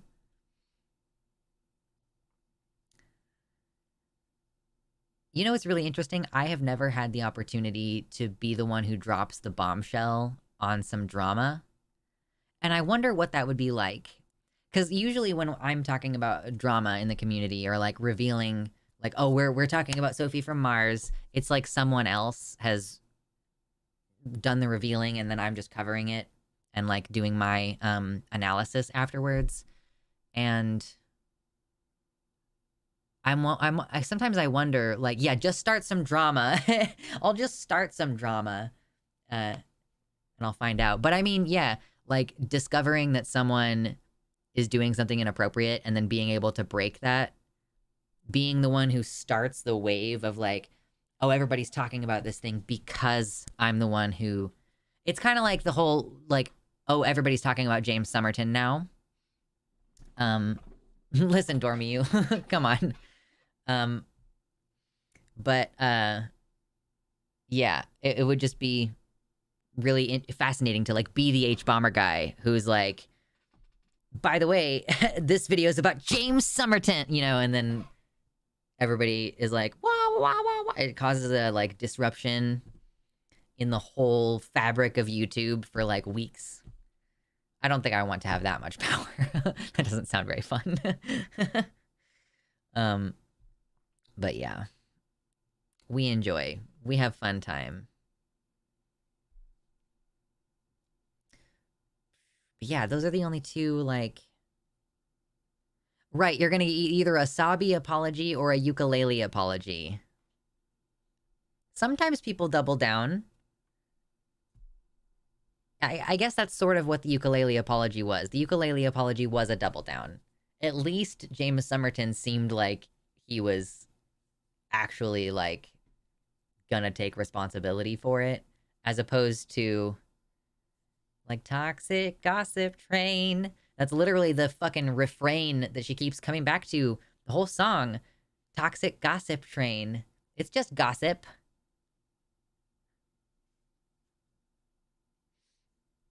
I am innocent, strum, strum, strum, or you ruined my life, I was in the hospital, and there's no in between, right?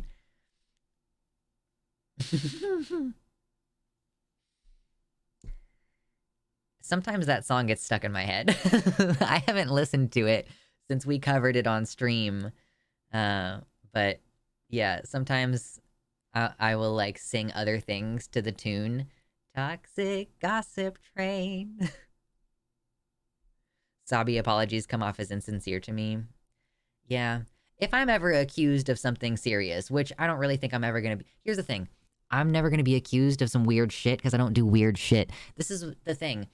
If there are people out there, like say Sophie from Mars, for example, you know, there were people out there who were like telling each other about her weird behavior. And it's very possible that on a smaller scale within the UK community, there would occasionally be someone who would be like, hey, this person did something wrong. And then folks in the friend group, or sometimes online, it'll be in the broader like community of folks, like they will...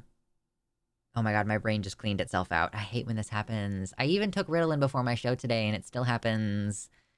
Oh my god, that's annoying. No.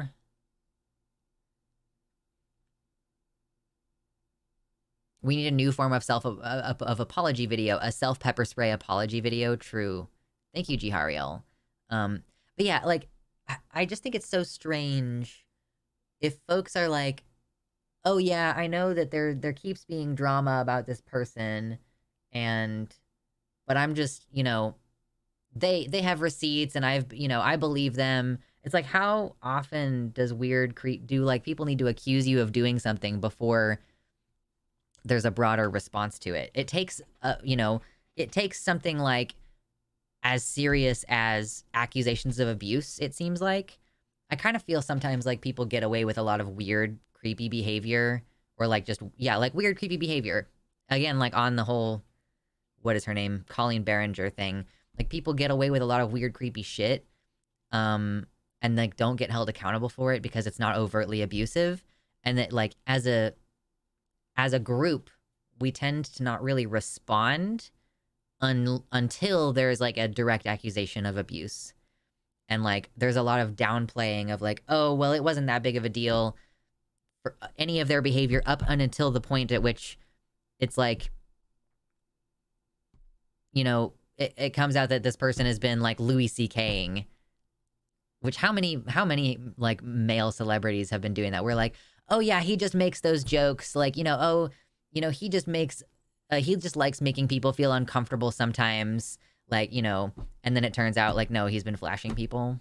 I'm thinking of John Barrowman, by the way, who likes to like flirt and be silly at people, and then also was like jokingly flashing people on set, allegedly.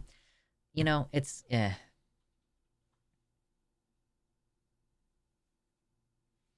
This song gets stuck in my head a lot when there's drama. Oh, what song? Ooh, Francesca Lee. I love Francesca Lee. Oh my god. Instead of an empty apology, write a check. Oh, instead of an empty apology, write a check.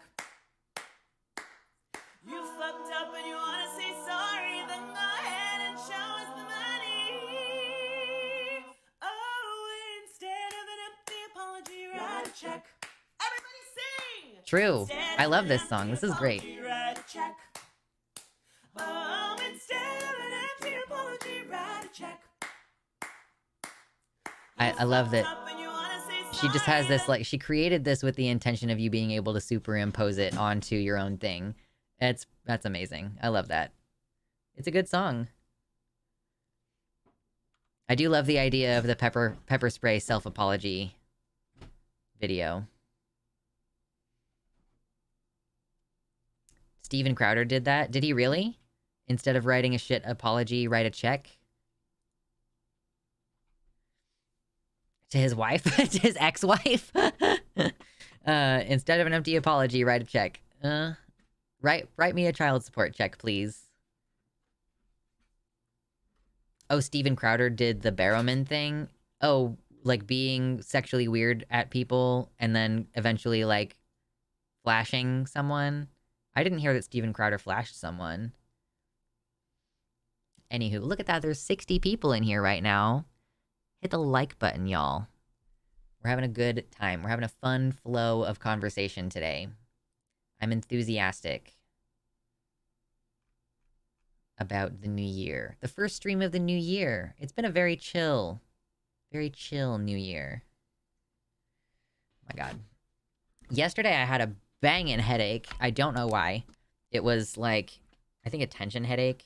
And I just now started to feel it again in the front of my head. I'm like, no. I'm gonna drink some water. Hopefully that'll help it chill out a little bit. Since we're like getting close to that 2-hour mark, I'll probably leave you with Hassan here in a minute and take my little break and rest my voice. But yeah, we've been having such a good time. And we're so close to 69 likes. So close. I did not do any headbanging. Sometimes I want to do headbanging, and then instead of actually headbanging, I'll do this like whole body motion where I'm like, ah, and I'm like moving, like holding my neck still so that I don't actually jam my skull, like jam my brain against the inside of my skull. Does not sound fun. Oh, okay, so Steven Crowder allegedly has flashed his employees a lot and sexually harassed them. Yeah, and like, if someone is being like sexually weird in like a, like borderline sexual harassment, joking kind of way, and that's how they act in public, like, it is not a surprise to me when they are weird in private too. It's like, obviously, like, this is how you think it's okay to behave in public, so clearly, you're gonna be even less appropriate in private. Oh man, I caught that gnat in my fingers and then I let it go. That was a bummer.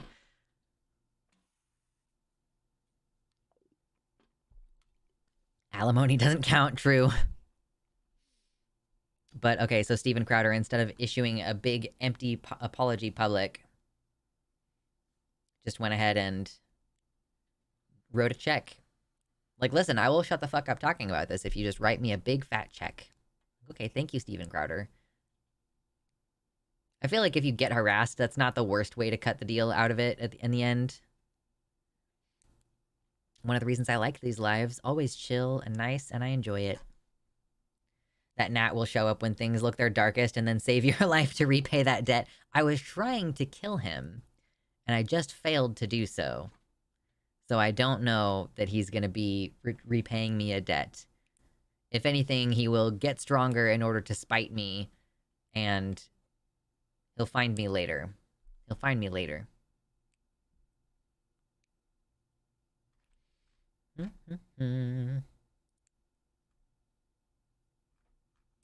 Yeah, I'm pretty sure we did not talk about this. Although I was reading about it. Maybe it was on the list at some point. Check my stream notes for the last couple weeks. Like, I don't think we talked about this.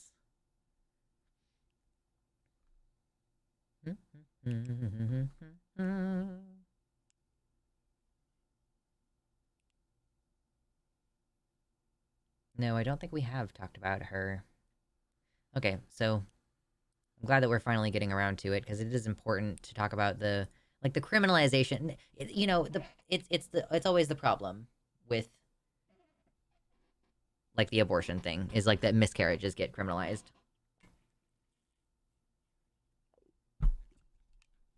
Can I get you a link to the song? Yeah, I'll give you a link to the song that we just listened to. Let me reopen that closed tab. Okay, thank you, Francesca. There you go. You can have that.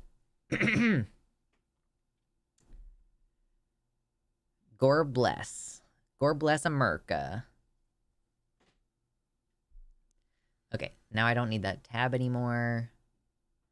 Let me find a video. I will find something from Hassan to post up while I go pee real fast. Oh, okay, so here's the thing. I don't have to talk about Dave Chappelle and him being stupid about trans people because Hassan has talked about it. Good. I don't need to talk about it. I have no intention of talking about it. I don't want to. It seems like there's a very spiteful nature to conservatives. They try to charge people with as many criminal charges as possible. This is particularly true with pregnant women now. Yeah, except in Iowa, where a dude recently committed a hate crime against a religious, like a satanic temple thing in the state house, and like was charged with criminal mischief, but like not destruction of property or a hate crime. Like the absolute minimum they could get away with charging him, because I'm sure the satanic temple was like, yeah, of course we want to press charges. Are you kidding? Okay, anyway. So Hassan, you're going to listen to him talk about Dave Chappelle for like 5 minutes while I rest my voice a little bit. Take my little midstream break. And then when we get back, we've got like a couple of different politicky things to round us out for the night. It's going to be beautiful. Okay. Have fun with Daddy.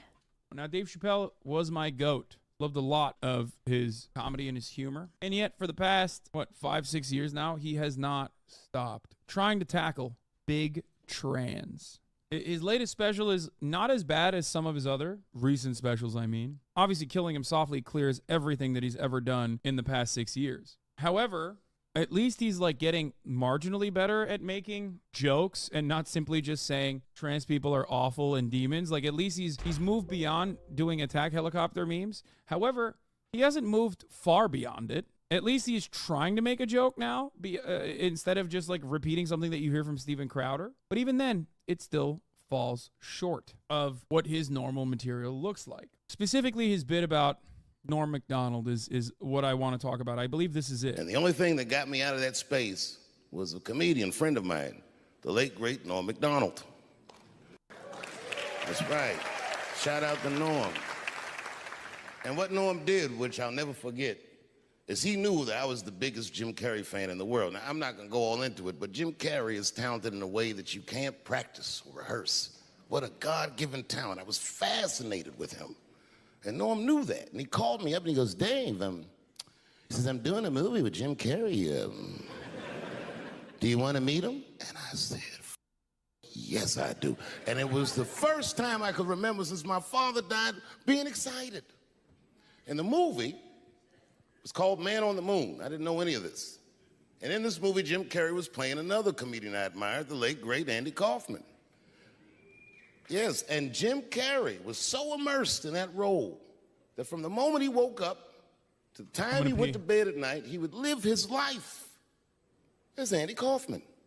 I didn't know that. When they said cut, this was still Andy Kaufman.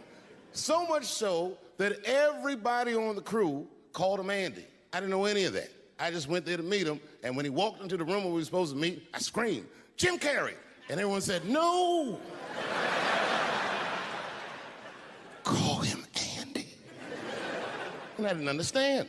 And then he came over and he was acting weird. I didn't know he was acting like Andy Kaufman. Just like, "Hey, how you doing?" And I was like, "Hello." Andy? Now, in hindsight, how lucky am I that I got to see one of the greatest artists of my time immersed in one of his most challenging processes ever. Very lucky to have seen that. But as it was happening, I was very disappointed.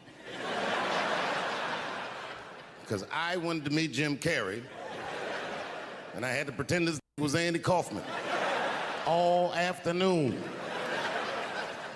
And he was clearly Jim Carrey. I could look at him and I could see he was Jim Carrey. Anyway, I say all that to say, that's how trans people make me feel. So that's a joke. It's crafted as a joke. It's got the structure of a joke. Dave Chappelle is a goat of comedy after all. So obviously, it's still, like, at least it's not like what we just showed you earlier about, like, Israeli attempts at comedy and humor. At least it has the crafting of the making of a joke. However, it's very lowest common denominator because the punchline still is trans people are weird and gross and they're faking it. And, you know, I'm sick and tired of acting like they're not. The punchline in and of itself for this massive crafted story from a profoundly successful storyteller is still just a really shit lowest common denominator meme. You're saying it can only be funny if it's from someone that empathizes? No, I'm not saying that you can only be funny if you empathize with said group. I'm saying that empathy oftentimes helps in developing a better understanding of the group that you are joking about. Because if you don't understand the group that you're joking about, you're just simply looking at it from the outside and going, okay, that's enough, Hassan. I didn't even take a full 5 minutes this time. I always feel like, oh no, I feel so bad taking a break in the middle of the stream, but then I'm always gone for less than 5 minutes. Ah, gosh. We have some great punchlines. Did Chappelle have some amazing punchlines?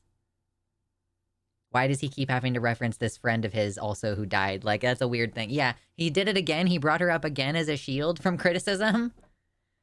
Oh, God. Oh, well. This is the extent to which I'm not looking up what he said. I'm not going to really talk about it. So the extent to which I know anything about what Dave Chappelle has said in his most recent special is reading what you guys are saying in response to you watching Hassan reacting to what Dave Chappelle said.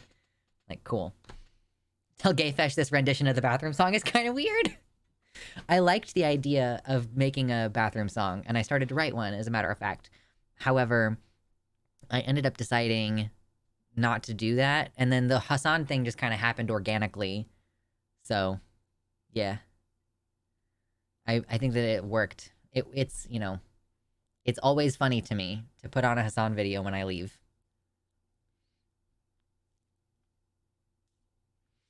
I was going to say, I was thinking about this while I left for a second. Ooh, we did lose some viewers when I put on Hassan. Ooh, sad.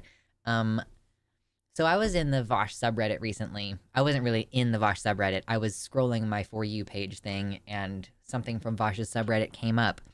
And it was someone who was really frustrated. Oh my God. Excuse me. It was someone who was really frustrated about how, like, when they're trying to watch a full Vosh stream, he apparently spends the majority of his time, maybe, or maybe this person is just perceiving it as a majority of the time, talking about, like, nonsense and stuff that isn't politics. And then when he gets to the part where he's like, okay, we're going to do this segment and talk about this particular story, he does, and I can hear him saying it in my mind. He goes like, let's get this over with. And then he does the politics segment, and then he moves on to something else because, like, so, but anyway, this person was, like, frustrated that they can't listen to the stream and have it be mostly politics. It's mostly a lot of other shit that they don't care about, right? And I think about that as a streamer myself, who I don't really necessarily do a, oh my God, let's get this over with. But sometimes I am not really interested in talking about whatever particular issue it is. He gets stun locked constantly. I guess it depends on what the manner of the stun locks is, because I feel like I just go on random tangents and flow, and the conversation, I'll get like stuck on one thing, and I'm like talking about it a bunch. I didn't get it. But yeah, it's, I guess, a little bit disheartening as someone who, it is, and I've already experienced this, that people are not here. They're here at the streams. Yes, you guys who are here at the streams, what you want is me to talk about whatever, because the stream title is New Year, New Us, and that has nothing to do with anything particular politically, as opposed to other times when I put something provocative in the title. So you all are here for a free-flowing conversation that's not going to be about politics constantly. But apparently there are some folks out there, like the people who are subscribed and watch the main videos on my channel, who, you know, they aren't clicking when I post a video about other random bullshit. The kind of people who watch my videos and not my live streams would probably be annoyed if they tried to come here to the live show, because it is pretty different. Like, I have a whole second channel now that I'm going to start uploading my like non-trans politics, non-electoral politics related content, and it's because people are not interested in that at the same time as they're interested in, like, they're not interested in the politics at the same time as they're interested in the random conversations that we have, it seems like. So there is a sweet spot on the stream show where we're just like, okay, you kind of seem to be accepting of the fact that it's been 2 hours into the stream and I have not talked about any of my official segments for today. Maybe it's because we do talk about other political shit, even if it's not, oh, well, this is something I am recording and intending to put on the YouTube channel. Hello, YouTube. The whole thing with streaming versus pre-recorded videos is the audience interaction, and that's kind of inherently driven by a streamer personality. Yeah, listen, I've been stuck at around 30,000 subscribers for a while, and when I started streaming 2 years ago, when I shifted from doing the kind of content where I would sit down in front of the camera and I'd be centered and I'd be like, hey there, internet, my name's Luxander, da-da-da-da-da-da-da, blah, blah, blah, blah, blah. And then I would just talk for like 20 minutes, and then I would edit that down to like 15 minutes, and then I'd post it. When I started doing, I'm streaming, and then I'm clipping that content, and it's going on the channel, I lost 500 subscribers. More than that, probably, but like right at that moment, in 1 month of metrics on YouTube, I lost 500 subs, which was a very, very weird thing and kind of a scary thing to have happen right at the beginning of my trying to make streaming and producing content my full-time gig. But it has worked out better. Yeah, I became stinky streamer of, right. And there was a little bit of, I guess, people realizing that my content was not going to be sanitized anymore. That probably just was different for folks. Promote the channel while kissing your cat more. That does sound like some disheartening bullshit. Like, yeah. But I also made more money in my first year of streaming than I made in my second year of streaming, I'm pretty sure. I haven't actually checked the numbers, but I am pretty sure that I made more money right at the beginning because it was just like a new thing, new project. So it was very weird. But now I finally got the channel at a place where it's actually growing. It was stuck in limbo for a long, long time, and it still hits snags with getting caught in limbo. But we're finally up a tiny bit from, we were kind of stuck at like the 30K mark, and now we're at 31, and I'm like, okay, it's starting to trend upwards. Thanks to all of you for watching and commenting and subscribing and generally being wonderful. There are way more shares on the content every week than I expect when I'm looking at my little weekly review thing. So yeah, really, really, really, really appreciate that, because it's hard for the content to spread organically on YouTube. And at this point, and it's also impossible to get any traction on Twitter or anything else. So I basically don't ever post my links to the stream anywhere except my Discord server. For those of you who are in the Discord server and want to get the like guaranteed notification, it's you can subscribe in there. But yeah, as far as the content spreading, it has to rely on YouTube's algorithm for the most part. And word of mouth essentially is what, like, y'all sharing the content constitutes word of mouth. I kind of feel like a lot of viewers are a bit too entitled. It's his content, I'm a guest, and I don't get mad at it, IDK. If I don't vibe, I watch something else. Yeah, most of the most of the comments on that particular thread, at least a lot of the ones that I read, you don't usually read very deep into the comments, but a lot of the folks were like, it sounds as though what you need to do is watch the finished videos on the channel. To be clear, I didn't know who you were until yesterday. And that was because of Twitter. So that, you know, it's not very often that that happens where I gain new folks from Twitter. But yeah, I mean, and I just don't want to add any value to that place. I want Elon to sell it, and then I want to go back and make it good again. I miss when Twitter was good.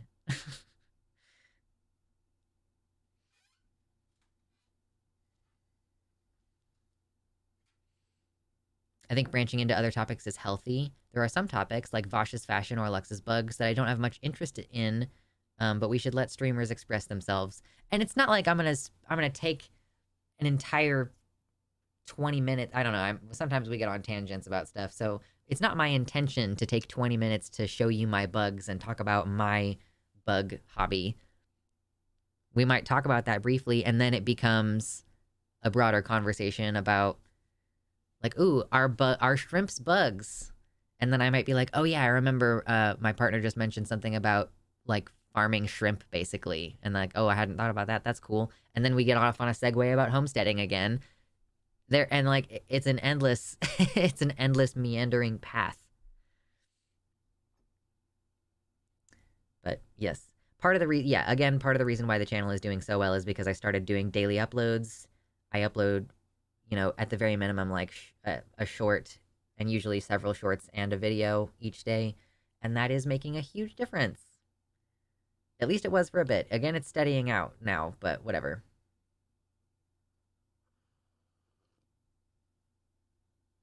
Yeah, I'm gonna continue dead naming Twitter forever. You can't make me stop. Twitter's lost 71% of its value since Elon took over. He lost 10% of the value immediately after he told his advertisers to go fuck themselves. I was just seeing that the Twitter is only valued at 12 billion now, as opposed to 40 billion or something like that when he took it over. Good choices for the YouTube shorts. Yeah, I feel like I've been putting some banger YouTube shorts up. They don't all get traction. Titles are weird for YouTube shorts, okay? I have to title YouTube shorts in a very particular inflammatory way, because the point of the YouTube shorts is to get to new people, like new viewers. So, but my shorts frequently get more views than my videos, in the sense that it's not infrequent, like, oh, there's a 1,700 views, 2,400 views.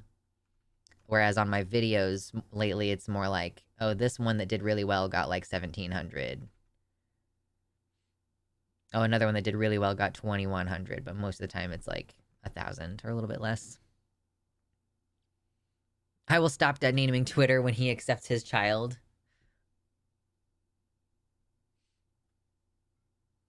This is the year of making that money. I switched my OF to paid, and I'm working hard on getting gigs and collabs. Do it. Yeah, so this is another thing, too.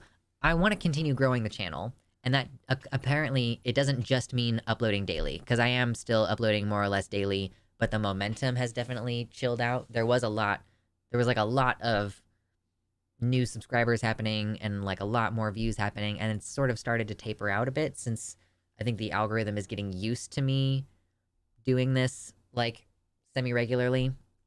And so it's just not pushing it quite as much as it was with that temporary bump. But I want to keep expanding things. So how do you do that? Well, the main way is to like collaborate or establish on other platforms and then cross promote on different platforms. But am I really going to do a TikTok? I don't really think I'm going to do a TikTok. It's the thing that I should do, but I don't want to. What's up? Welcome to the website, Ms. Milena. Hello. We love it when people come over to the website. After you hit like on the YouTube page, you come over to the website to join the chat. This is not Twitch. I don't stream on Twitch, only YouTube and my website.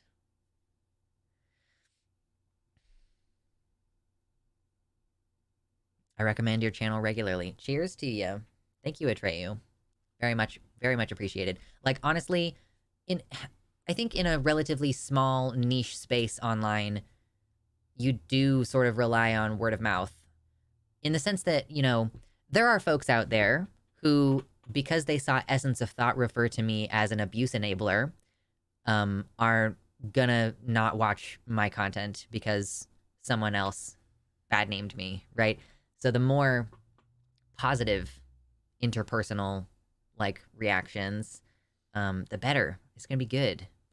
Trying to learn Twitter to promote OF because TikTok is such a bummer with bans and stuff, but it feels like a terrible time to start a Twitter. Yeah, I don't know what you would do with trying to start an OnlyFans and promote it right now. I think that there's not really much of a point in posting on Twitter because Twitter does often shadow ban sex workers, but I think what I would do if I was trying to get started on OF is I would just keep an eye on the trending page and see what kind of things are getting the most clicks and views, and then try to ride that. Because listen, I do that with my work anyway. Okay, hold on. Ms. Milena, thank you so much for your tier 2 sub. I hope you enjoy your cute colored name. I did the YouTube duty. Thank you. You did your duty. But yeah, so it's kind of similar to what I do on YouTube, which is they even have a whole tab now dedicated to showing you what people are searching for. Like, this is the research tab on the back end of the YouTube.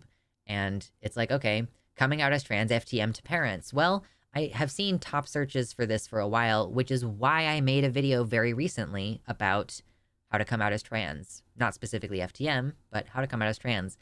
You know, what are some recent videos on the platform that are getting a lot of views?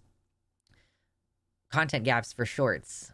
What are some people are searching for these terms but not really able to find any results when they look for them, you know? And if you're trying to get started on OnlyFans or whatever, I would recommend kind of doing something similar where you're just keeping your finger on the pulse of what people are actually interested in watching and talking about. And then you cultivate an audience and like start catering to the stuff that they're specifically asking for. But yeah, let me add this to the thing. Bow, bow, bow, bow, bow. Look at that, $12. 12 whole dollarinos. Twitter is still one of the places you can post even just lingerie pics. Insta is so vague, I never know if I'm breaking rules or not. It's intended that way. They want them to be vaguely written so that they can apply them broadly. The top types of videos on YouTube are like the 1-minute shorts or the 3-hour essays. And that's weird knowing what YouTube used to be. Yeah, they really used to enforce this whole 10 minutes, 10 minutes, 10 minutes. And then for a brief while, like animation was really popular. So 2 to 3 minute animations. But then they really started pushing like 20 to 30 minute videos were really a lot better. And now it is, you know, there are some folks who just post 3-hour videos every once in a while, and because they're known for being so high quality, the audience kind of forgives how obnoxiously long it is. Because I don't watch hour-long videos from people I don't know. There's sometimes even cool videos that I'm like, oh, that's an interesting concept. This one dude has a video called, Why Do YouTubers Hold the Microphone Now? Like they're holding their lapel microphone up to their face.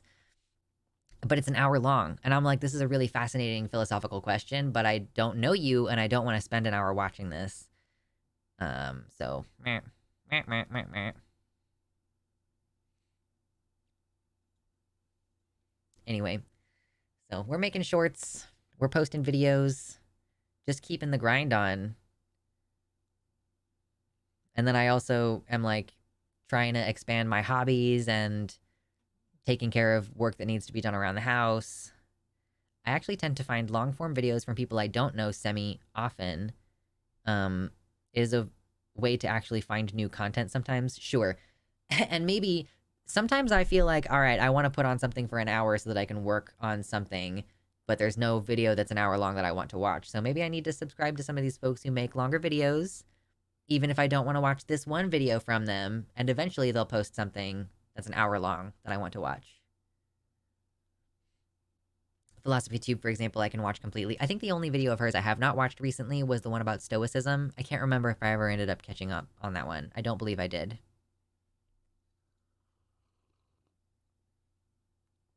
Vosh could sell me on anything like prunes and I'd be all in. Prunes just taste like raisins, if I'm being honest with you. Long form content is how I stumbled onto this channel. What? Oh, was it just like the like live stream long form content? Because when I post videos, they are usually less than 20 minutes long. Yeah, prunes are not bad. Prunes are a good quick way to get some fiber and some sugar. Oh, handful. I actually have prunes in my kitchen right now. Truthfully, I have prunes in my kitchen right now. All right, the Epstein, I don't really need that open.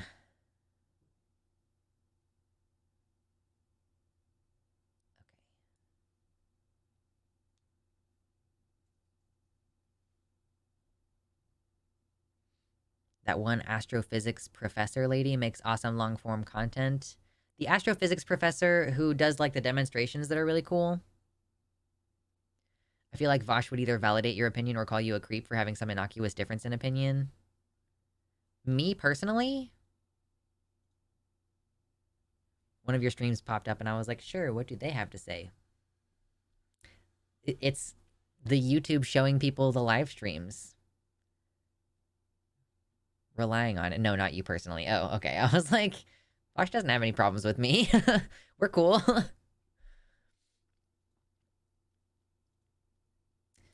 There's always some crazy nonsense going on in Florida. I actually have a playlist on my channel called, like, the Fascism Nexus, and it's alluding to all of the different times I have to talk about Florida on this show, despite the fact that I live in Kansas, which, you know, is only marginally better. Why? Okay. This time, apparently, some representative has filed a bill that is gonna target LGBT content as felony grooming, basically. You know, we've been calling this for a while, that they're gonna try to restrict access to queer content online.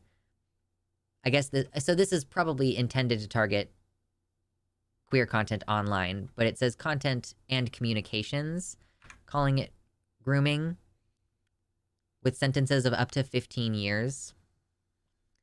And of course, apparently, no, I need to read the actual bill, because she says the bill does not explicitly label queer content as grooming, but the sponsor of the bill has previously asserted that drag is, quote, evil grooming, and that it should be punished with felony prison sentences. So this is like the fruition of that intention. Florida has certainly earned its top spot in, like, at least the 5 worst states. It's got to be at least in the top 5. Like, what is worse than Florida? Texas is pretty bad, I guess. Let's not rank them specifically, but Texas and Florida are definitely in the top 5.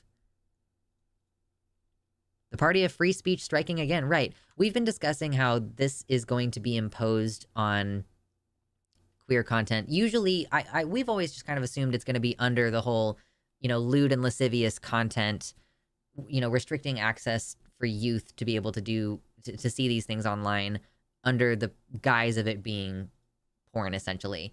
And this is just sort of, instead of using the vague sexual impropriety language that you'll see on some of these things, this is taking it a step further and making it more explicit, that it's like,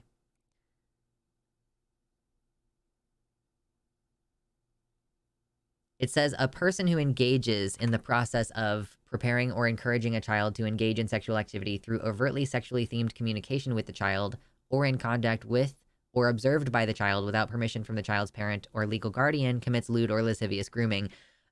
With the exception of if they get permission from their parent, they can do weird sex stuff in front of them. Like, I'm sorry. What? Oh, man. Let's see. Does this go any further? Is this the whole thing?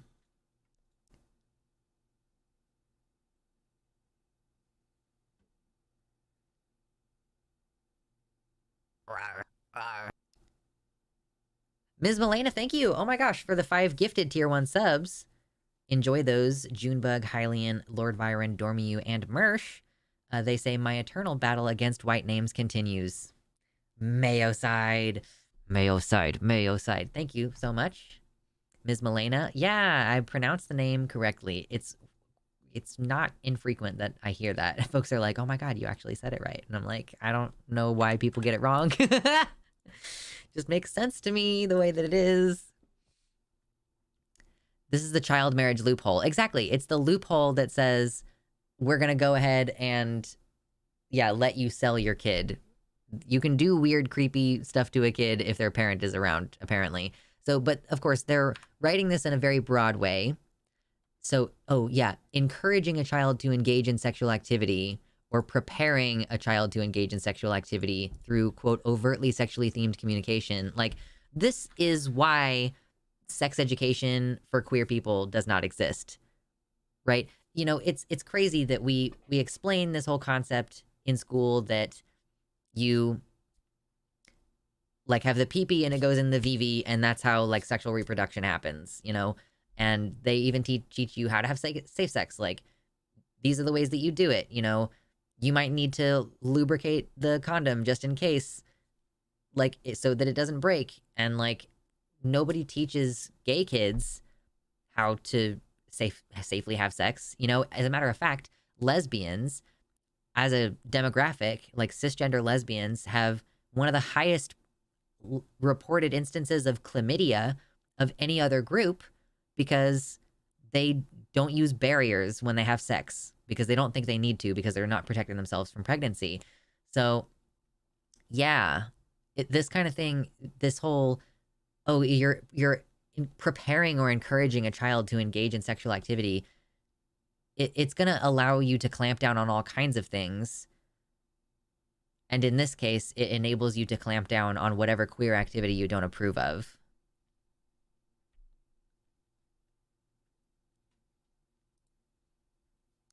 Bum, ba, bum, bum, bum. Drink more water, y'all. Let me see what else she has over here.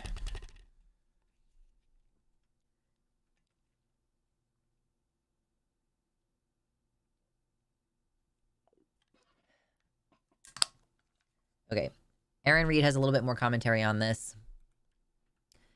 She continues that, so apparently this bill was authored on behalf of the Christian Family Coalition, which is an anti-LGBTQ org, and the bill emerged following a meeting where there was an expressed need for, quote, anti-grooming legislation, and the prevention of the, quote, imposition of LGBTQ ideology were discussed. The wording is very vague, of course. Anything that could be deemed sexual by a prosecutor and viewed by someone under 16 could be categorized as grooming. Yeah, it's a very short bill. They cut right to the point. They don't go in depth so that anything could be considered lascivious grooming. They're very good at this. They're very good at stepping around. It's the same thing as a don't say gay. Folks are like, oh, blah, blah, blah. They didn't even say gay in the thing, so how could it have anything to do with gay? Why are you calling it don't say gay? Like, that's the whole point. They're just saying, you're not allowed to talk about things that we think are vaguely sexually inappropriate for this age group. And, like, okay, you can just call anything sexually inappropriate. This is why the whole kink at pride discourse is... This is why the whole kink at pride discourse is so tricky, because if you have, oh, wearing certain bondage gear in public is technically some kind of voyeurism and, is some kind of exhibitionism, and people aren't consenting to seeing your kink in public, quote unquote. But that's the argument that leads to anti-cross-dressing laws, because transphobes believe, or at least they claim to believe, that trans people are engaging a sexual fetish by cross-dressing, and so therefore the logic follows that you are exhibitionist, exposing people to your kink without consent by wearing clothing related to the opposite sex or opposite gender. So yeah, and it's not a slippery slope argument, because people do make that argument that, like, oh, I won't call you by your pronouns or whatever because I'm not gonna, like, you can't use me to get your rocks off. I don't consent to that. And like, that's what they at least profess to genuinely believe. Green, green, green, green, green, green.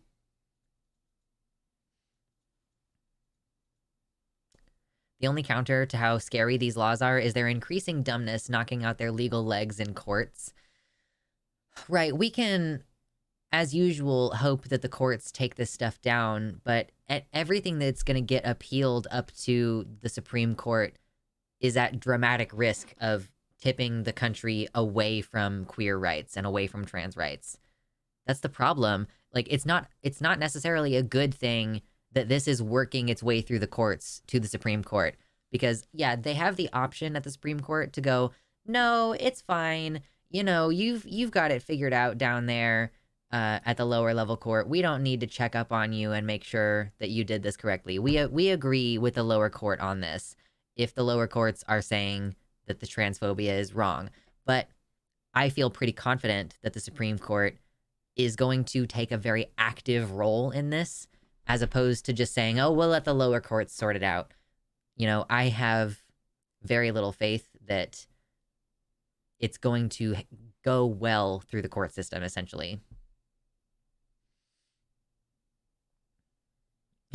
As an actual exhibitionist and a trans woman, being called she, her is not that at all. Yeah, amazing. Wow.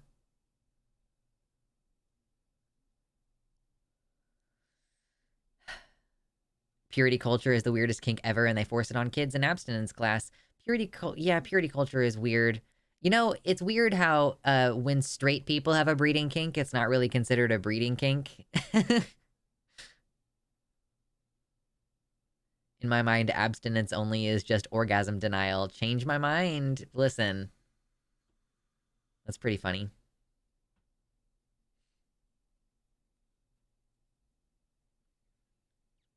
And of course, there is always the risk of, you know, if you reduce sex education, that enables predators to do things, and the kids are not able to articulate what's going on.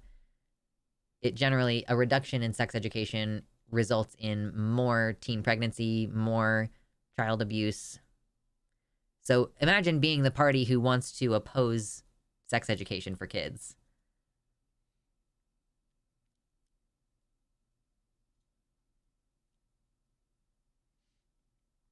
Interesting tactical concept that Democrats could start flooding the legal system with cases surrounding a whole bunch of, maybe they could even start challenging a whole bunch of archaic laws that we don't even enforce anymore, but Mama specifies fascist laws, and force the Supreme Court to offload some of that workload to lower courts. Right. You know, if we're just going to inundate them with too many court cases, they can't even hear all the cases. They have to keep passing, but they're still going to prioritize the trans stuff.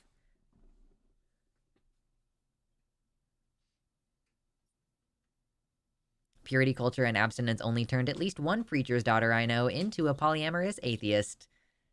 Sometimes it backfires, you know? I grew up with a preacher's kid as my friend, and they turned into a trans gay guy, so it happens to the best of us.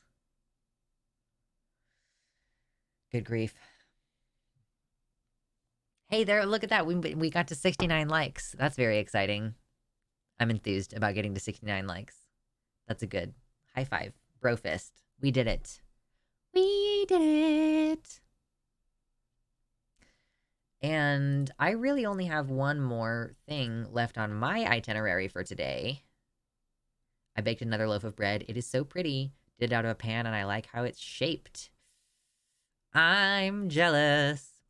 I'm not going to have time after my show to bake bread tonight, I don't think. I would have to, you know, because I usually go until 8. and then I might need to like just chill for 15 minutes, and like it has to do 2 proofs. Yeah, I don't know that I'm gonna be able to do bread tonight, although I would love to. Bread is so yummy. I love bread. Gonna need to knead tomorrow again. Yeah, get that workout in the morning. Get that shoulders, like triceps. Polyamorous pansexual atheist. Yes, the polyamorous pansexual flower sprouts 8 times a day in every direction, as my friend Josh once said about me. I did legs today. Legs. Ah. I haven't done legs in a couple weeks because I'm taking a break from the gym. I'm just gonna do lots of push-ups in January. Just so many push-ups instead of going to the gym. I don't want to be around people. Stay home with your weird cough, okay? And depending on what the COVID numbers look like in February, I might wait until later, closer to March, to return to the gym. Y'all are gross. People are so gross out there. What is it with people and just like coughing? Like, I was at the grocery store the other day and there was a dude stocking produce who was just like coughing every couple of minutes. Like, I was not in the produce section for very long and he was coughing probably like every 30 to 60 seconds. I was like, Jesus, this is disgusting. I have a hard time not wanting to be like confrontational in public because of this. Like, but I want to be passive aggressively confrontational. I want to like wear a shirt that says put a mask on, you disgusting plague rat, and then just hand masks to people who are coughing openly. Like I'm not going to be that person because it's not worth the money to spend on the masks or the shirt. As a matter of fact, I'm conflict avoidant, not actually trying to start shit with people. But the urge though is to be like, what the fuck is wrong with you? It's not normal for you to be just coughing. You're stocking groceries, you're stocking produce at the store. Please stop coughing on stuff. Like, just it's a very basic thing and it's so annoying. The germ theory of disease is taught just about as well as safe sex education nationwide. Listen, that's fair, Lord Byron. It's so obvious that people on a very basic level understand that you wear a condom in order to prevent certain STIs and like particularly pregnancy. I think more people care about pregnancy than about STIs. Because otherwise I think more people would use barriers when they're having oral sex. So clearly the education is still lacking on that. But yeah, there's a reason it's called germ theory, liberals. So yeah, but people don't seem to understand aerosols. The fact that, you know, if someone is vaping and you see them breathe out their cloud of vape and it just remains suspended in the air for several minutes, that's what's happening when you breathe out and it's not visible in the air. It's just there. And you're just standing in it, you know? Ugh.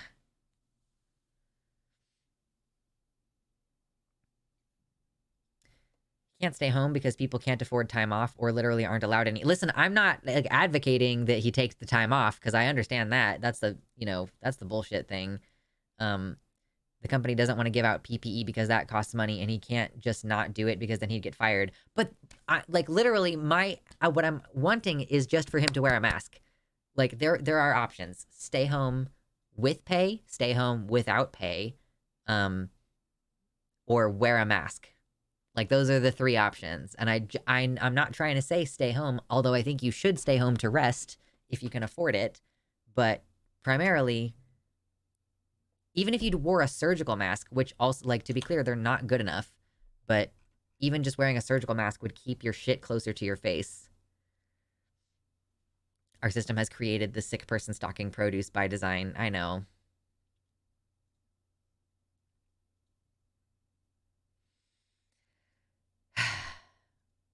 Alex Jones used to tell us the sheep will need to wake up, so I wokened up. Now he's saying we're too wokened. Too wokened now. Too much. Okay, I need to add this to my stream notes because I feel like I did actually. That was a topic. I need to start a new stream notes file. That's the end of my 2023 stream notes file. I'm going to go ahead and add to it right now anyway, but it's not my intention to keep it that way. Florida Rep.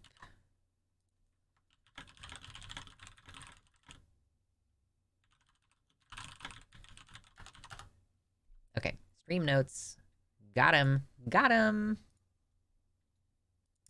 And now I can see you again.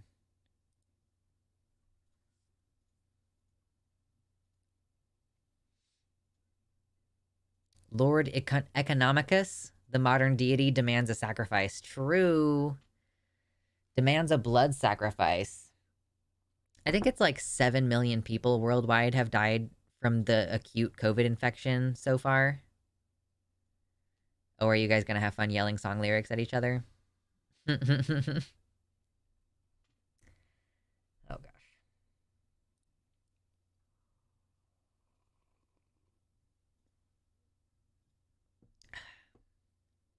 Okay, well, the chat is devolving and I don't know what you're talking about, so now we're gonna switch gears. Oh god.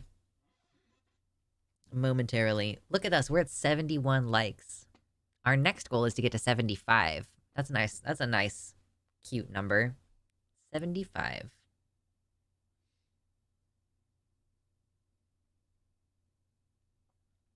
Oh yeah, of course, Viren. Technically, people working while sick and dying of preventable disease is worse for the economy long term, but Lord Economicus cares only for the short term.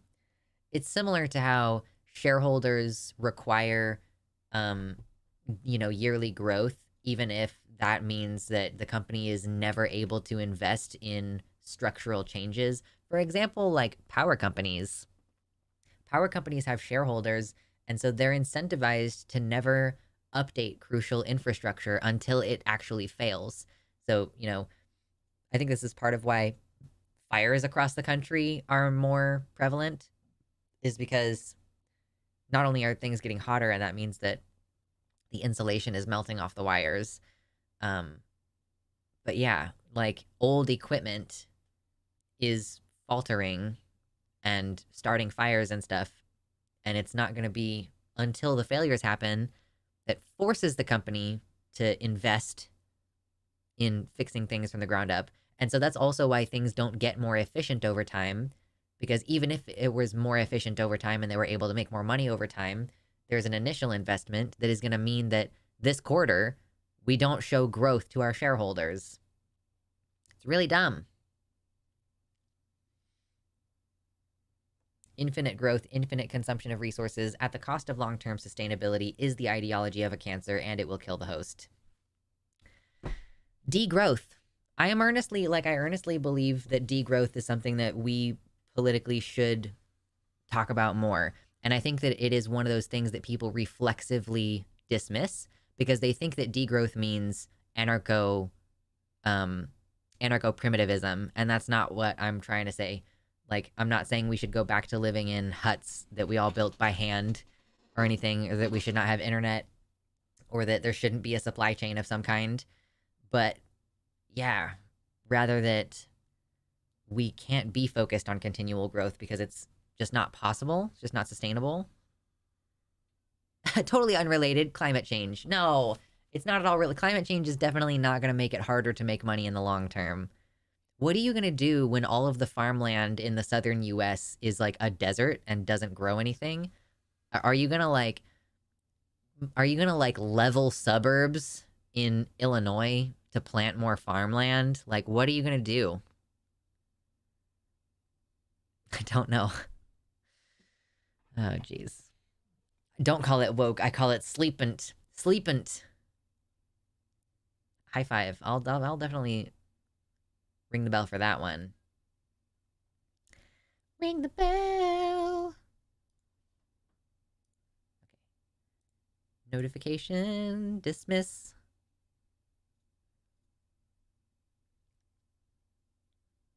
They might level whole suburbs because no one will be able to afford those houses, so they'll be empty. True. That's fair enough. Yeah, they'll just have a bunch of empty houses. The banks will have gone under, so they'll just be able to bulldoze those houses and make room for some more corn.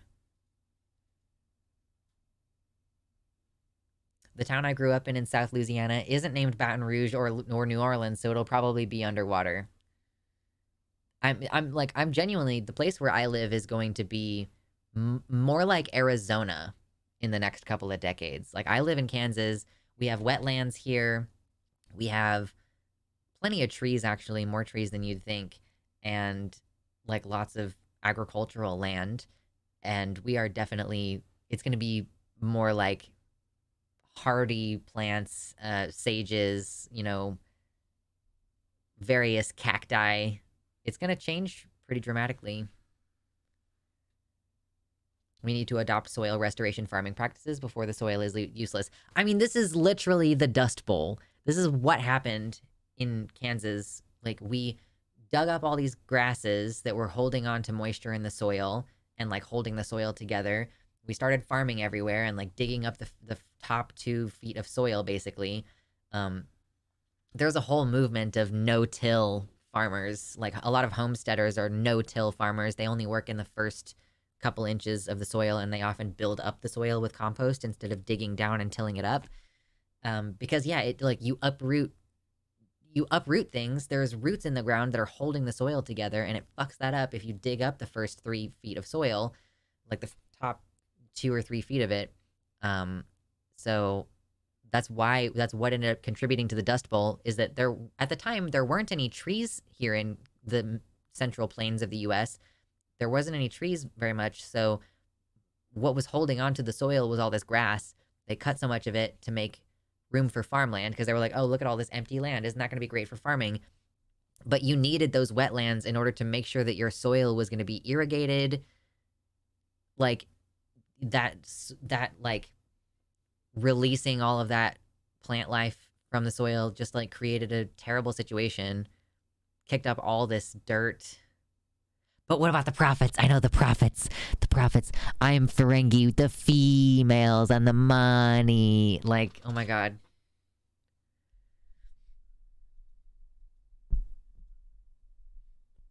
I live in Michigan and was talking to my dad outside a few weeks ago. I remarked, wow, pretty warm for a Michigan winter, huh? And he responded, no, it's just, checks thermometer, 60 degrees. Did he have a come to Jesus realization right there? That he was, after he checked it and that it was 60 degrees, was he like, oh, that is unseasonably warm. That's crazy. No, he did not. Oh my god. I think that people have a normalcy bias. I truly think that the normalcy bias is gonna like fuck us over pretty hardcore. People have normalized the idea that it's just gonna be warm in the winter, that it's not gonna snow. And they're like, oh, it's always gotten hot in the summer, whatever. It's like, it doesn't usually get this hot. It's not this dry. It's not usually this warm during the winter. We usually have more precipitation than this. And it also translates over to the COVID. There's this normalcy bias kicking in. I've seen folks talking about, oh, my 2-year-old has been sick for like 3 months straight. And it's like, that's not normal. That did not used to happen. Do you just not remember being young? Like, it did not used to happen that folks would just be sick every couple of weeks or every couple of months even. I can't imagine being sick every couple of months. That's crazy to me. As someone who manages to not get sick, because I've been like wearing masks every year for like 4 years now. Yeah, like I don't understand how people can normalize this whole coughing in public thing, this whole sneezing in public, and just being sick all the time, having symptoms, going to work sick. It's weird how normalized all of that has become. At first, no, Dad did not agree that it was unseasonably warm. First, he said it only feels warm because we're in the sun. If there was shade, it would feel cold. And then I showed him the 61 degrees on my weather app. He just shrugged. Whatever. Maybe he's like, well, there's nothing I can do about it, which I guess on some level is true.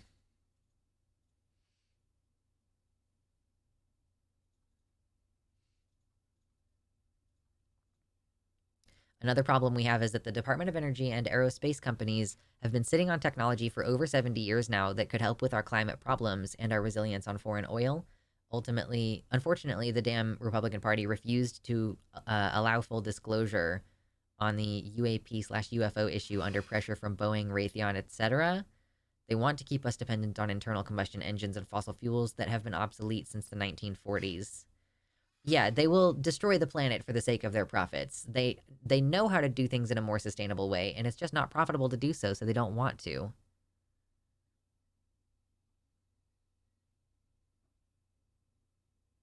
Imagine you live suddenly in a coastal town due to climate change and rent skyrockets now.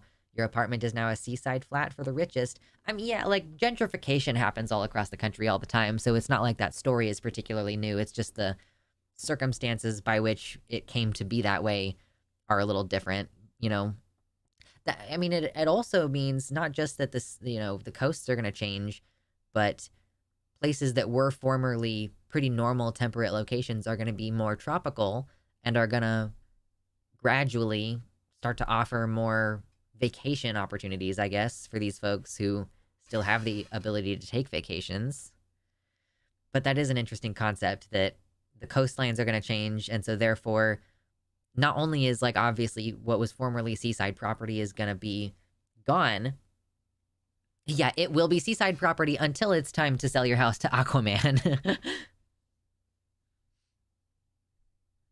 Did you hear about the plant able to basically eat plastic? Isn't it a fungus? They're working on developing plastic-eating fungi, which I don't actually necessarily think is a good idea, but that's just because fungus can get everywhere, and then suddenly, like, plastics in my house are starting to degrade because of fungus? That's not fun. What kind of things should you look at when trying to find a safer place due to climate change, close to water or high elevation? Here's the sort of maps that I refer to. I actually still have the tab open over here. Is this a different tab? No, this is a different tab.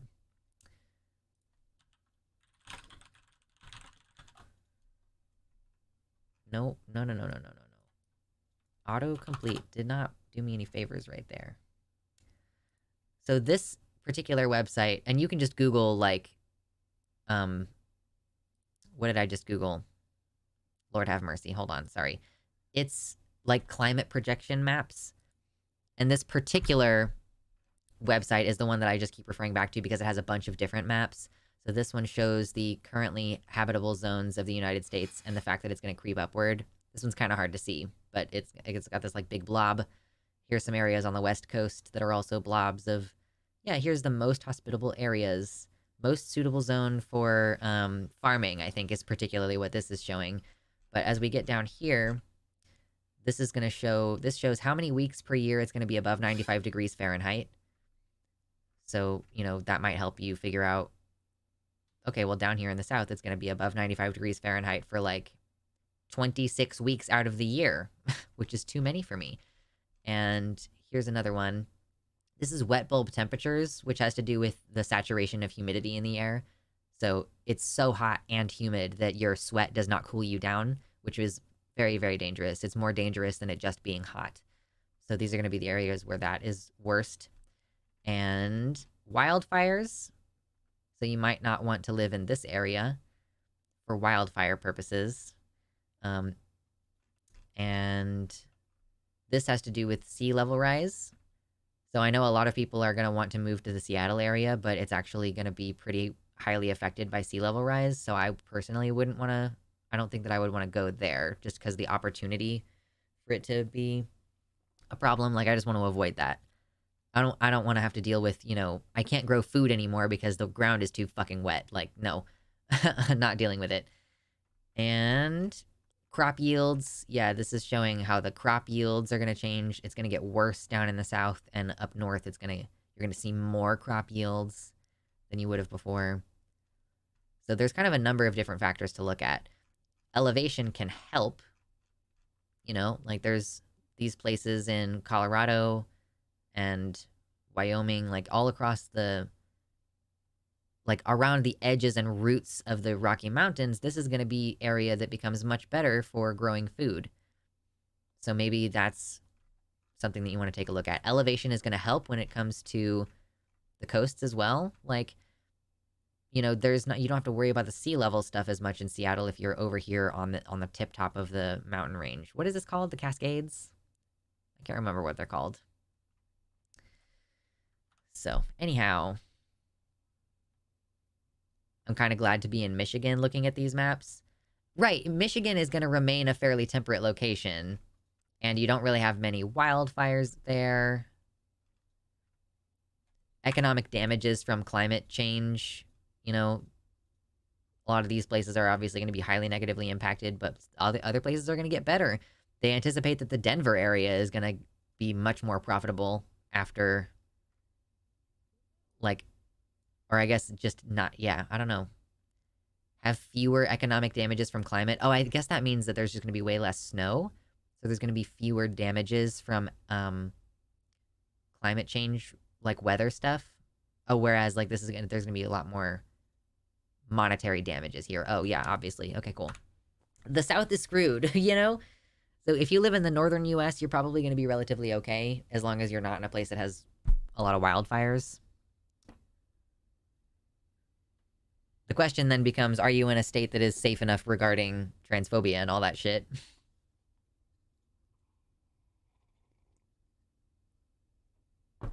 Go figure, the predominantly Republican areas are going to be hit hardest. And then all these rural people are going to infest our big cities and change our voting demographics. I'm kidding. I'm currently in Texas and I already know it will be bad. You gotta get the hecky out of there. It looks like the East Coast is better. I had eyed Oregon. I like certain areas of Oregon. You know, the Portland area of Oregon is not too bad because it's relatively stable as far as temperature and sea level and like a lot of those things. It's like pretty chill in that like little area near Portland. I'm interested in how affected we are going to be here on the coast in Oregon. The fires might be rough, but I have plans to protect my woods. Going to spend the next few years putting in pyre lines and a suppression road for fighting them. Kitty, I might have to ask you about this because I am thinking, like, obviously we've been thinking somewhere like in Washington. I'm opening up my prospects to potentially Oregon as well because it's going to be a little bit less affected by there's like this, okay, look, there's like this big mountain range right here. And there's like a little bit over here, but because there's this, you know, this inlet of all this water in Washington, that's why this area is still going to be affected by the rise in sea level. But Oregon has this mountain range like right next to the ocean. And so there's like a buttress against this area over here being affected by rising sea levels. And it wasn't too bad. The wildfires map wasn't too bad for that particular area, again, around Portland. Like, apparently the wildfires there are expected to be fairly stable, or they just don't have very many large fires per year. Yeah. It's expected to remain fairly moist there. We're getting cherries over here for the first time because it is usually too warm in the winters. Wait, you're getting cherries for the first time because it's gotten colder over the winter? Oh yeah, because cherries need to freeze, don't they? Cherries need a proper winter freeze in order to sprout the tree. Denver/Boulder is poising to be the new Silicon Valley, true. With a rise of sea level, we might live next to the new beach. We've got colder winters. Cherries need cold, yeah. So it's not like you're going to be unaffected. There's nowhere that's going to be unaffected. There are just areas that are going to be relatively stable. And so, yeah, that's a big part of why I was looking, okay, yeah, like this in this like Seattle area. That's what I was initially looking at, or like maybe up in the mountain range right here next to the Seattle area, because it's like a little like valley, little dip. It's going to remain moist. Lots of fruit trees need a certain chill period to set flowers. Okay. Cherries need like 20 days of real cold. I'm excited because it means peaches will grow better now, too. Yeah. It's a fun thing to have to plan around. Honestly, not looking forward to the influx of idiot drivers coming to Michigan. Yeah, that's the thing about climate migrants, is suddenly there's going to be a lot more fucking people. Like, the total amount of habitable land on the planet is shrinking. And so, yeah, there's going to be suddenly way more people in way smaller spaces. But yeah, how do we find your new channel? It's at Luxander Reel 2. Or just Luxander 2 if you want to search it. There's also a link to it on the front page of my channel. If you go look at, like, the front page of my channel, there should be a link somewhere in there. When I go crazy canning through the year, I will have to ship you some preserves. Oh, that would be really yummy. I don't know anything about canning or preserving food, and it scares me a little bit because if you fuck it up, you can die. uh, and I keep seeing these videos popping up that are suggested to me, teaching me how to ferment food, and I just don't. I really don't want to do that either. I've been saying we need to clamp down on the southern border here in Michigan for years now. I need a hug. That is so true, Dormy. I need a hug too. I've been canning for 30 years now. My grandma taught me a lot. Holy cow. I slowly started that one podcast you recommended, it's called the Poor Proles Almanac. I haven't watched very much of it, but I have enjoyed the first like 5 episodes that I've listened to. Either I get sweet canned fruit or I get the sweet release of death. Win-win. You just channeled Zero and Stanley from the movie/book Holes, which I reread recently. I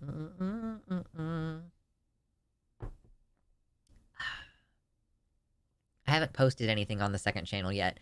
Because I make money on my main channel and I won't on the second channel, I'm still scrambling to try to finish content and schedule it out and get it prepared for my main channel. So as late as next week, if not sooner than that, I will have stuff starting to go up on the second channel. Food preservation was such a fun class. The thing that was not taught, canning. I feel like canning is one of the more dangerous kinds of food preservation. Storing something in vinegar, like pickling something in vinegar, easy, right? Preserving something with salt or by dehydration, those are easy and they're like not very likely to kill you. Canning and fermenting, oh man, they scare me a little bit. The Poor Proles Almanac is a bit heavy, I won't lie, but by the end of the episodes, it seems to give you a fresh understanding/perspective. Yeah, that's part of why I haven't been listening to it as much. Is that I know how bad things are. I just want you to teach me the thing. So instead, I'm watching homesteading videos talking about soil preparation and things like this. I haven't heard back yet about the community garden plot. I really, really, really want to get a community garden plot. And I guess people are just not doing very much responding to emails right now. It's kind of obnoxious. I bought mosquito nets for the windows. Yeah, how bad are the mosquitoes up in the PNW? How bad are them skaters? Because they kind of suck here. It's not a good time. You need more dragonflies. I need more dragonflies. I need more frogs. I've been learning so much about little tiny ecosystems recently. Folks are going, oh, I built a little farm on my, or not a farm, Jesus. I built a little pond on my land and I set up a camera to start recording all the different wildlife that started to show up. And, they do have mosquitoes in the water, but then there's frogs laying their tadpoles in the water and there's dragonflies running around. And then the proliferation of bugs increases the amount of birds in the area. And then you end up with hawks in the area who are hunting the smaller birds, and you've got all kinds of little ground animals coming to the water to drink it. And permaculture is just so cool. Dragonflies are cool, yeah. Wonder what kind of treatments there are for when you get sick from canning, etc. It's like, I think it's botulism is one of the main problems. And I don't know what the other problems are. The important thing to remember, Kitty's laying some wisdom down on us. The important thing to remember is your temperature windows. Canning has stuff cooked super hot and then sealed while rapidly cooling them off. Like you have 30-ish minutes to bring it from 200 plus degrees down to cool water temp. Okay, so you need ice in order to can? Is that what you're telling me? It sounds like really cold. Like, how do you do that if you don't have ice? You just have to hope your creek is like cold enough.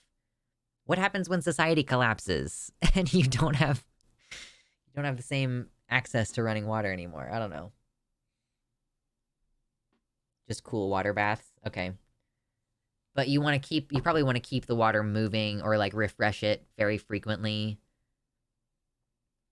Kind of like how when I cook eggs and I boil the eggs and then they need to be brought down to temperature, I usually don't use ice because I am typically not.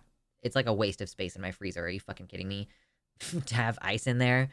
And African fridge, cool, but no electric source. Nodders, true. Okay. People also do it in their basements.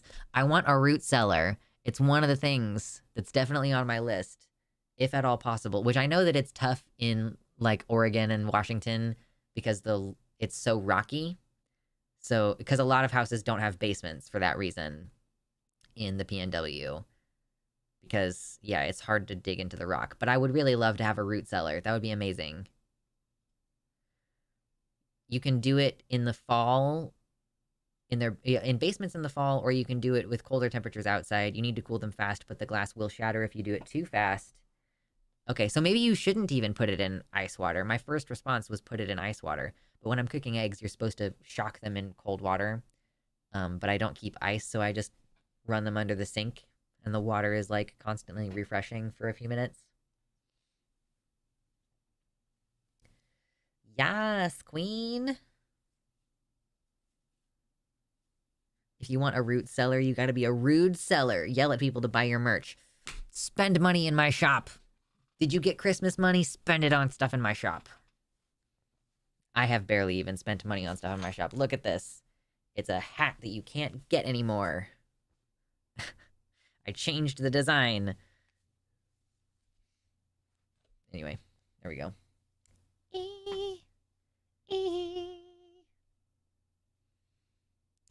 Hovering at right around 40 viewers. I had the one last political thing that I wanted to talk about today, but I don't really want to talk about it. So we could just not. The world is depressing. This is what I mean. I'm having so much more fun talking about... I know it's weird to say I'm having more fun talking about climate change, but it's because, again, I feel like climate change is a problem that I can at least solve for myself by moving somewhere and then by making changes to the landscape of wherever it is that I move to so that I can ensure that there's going to be, like, resources. Like, I'm so optimistic, actually, about climate change. But then I look at this story about a woman being charged with abuse of a corpse because she miscarried into a toilet, and I'm like, oh, my faith in humanity is gone. I will buy a hoodie is my plan, and you can't stop me. No! But yes, please buy a hoodie. I want to buy myself a hoodie. I just feel like I can't justify it right now.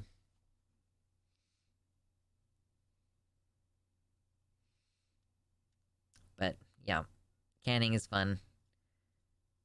I am assuming I'm going to try to grow some food. And I'm assuming that at first I'll probably only grow enough food for us to eat. But if there's excess, then it's like, okay, either I got to sell this or give it to my neighbors or find a way to preserve it. Ooh, I'm beyond excited about getting my Granny Smith apple tree going because my grandma's secret was that she made the pie last year. Okay. Apples are good. What gender is the hoodie and what is the hat made of? Sometimes it makes my head itchy. This is made out of turbo acrylic. It is... Yeah, it's like just plastic. It's acrylic. I did find that this is a little bit... It squeezes my head a little bit.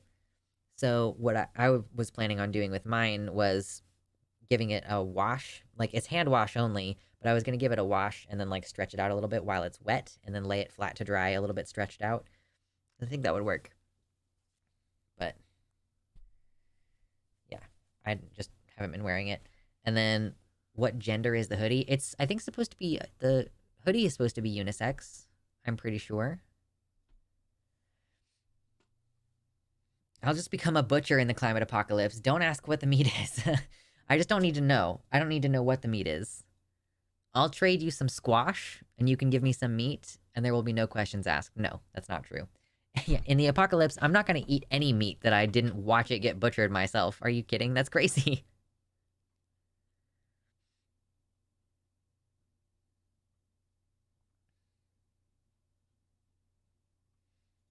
Good grief.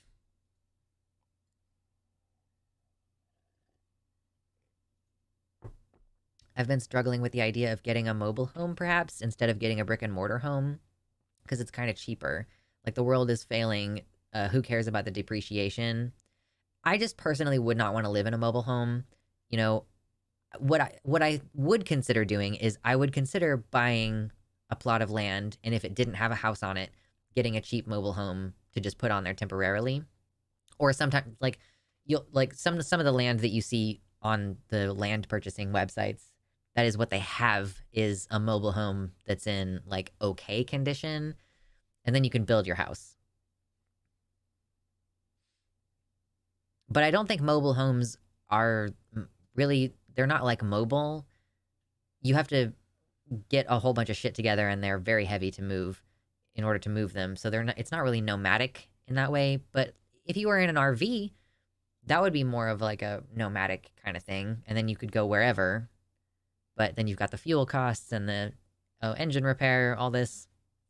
You have to go to a specialty repair shop if you need any work done to them. In the apocalypse, my egg consumption will go up. I was finally convinced to have some chickens. I was bitching for such a long time. So many of you know, I was complaining about the idea of having chickens and how annoyed I was about it. And I was talking to my partner, and it turns out that I just don't like roosters. Right? Like, hens are fine. Hens are pretty chill. They're pretty relaxed.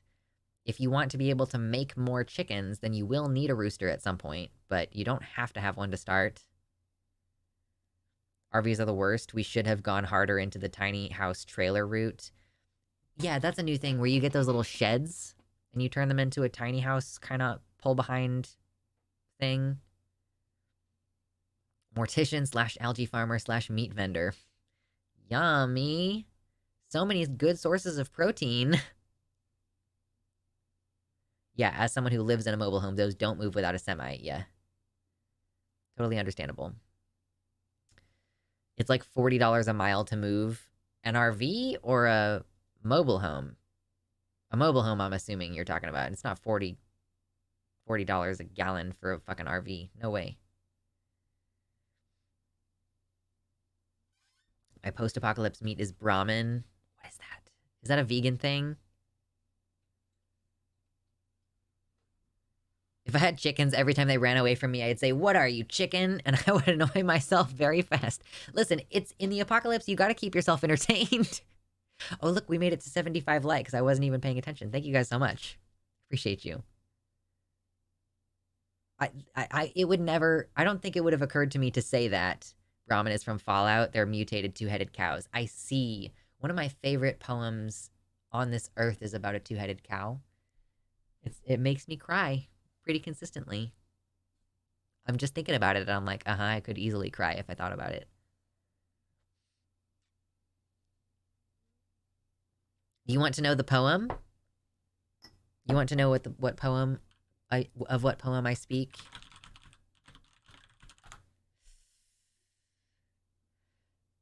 I'm going to try to read it. I'm going to do my best to read it, okay? I'm going to try to. I'm going to try to do it without crying. It's so good. Okay. I can't. I'm not going to be able to do it. Okay.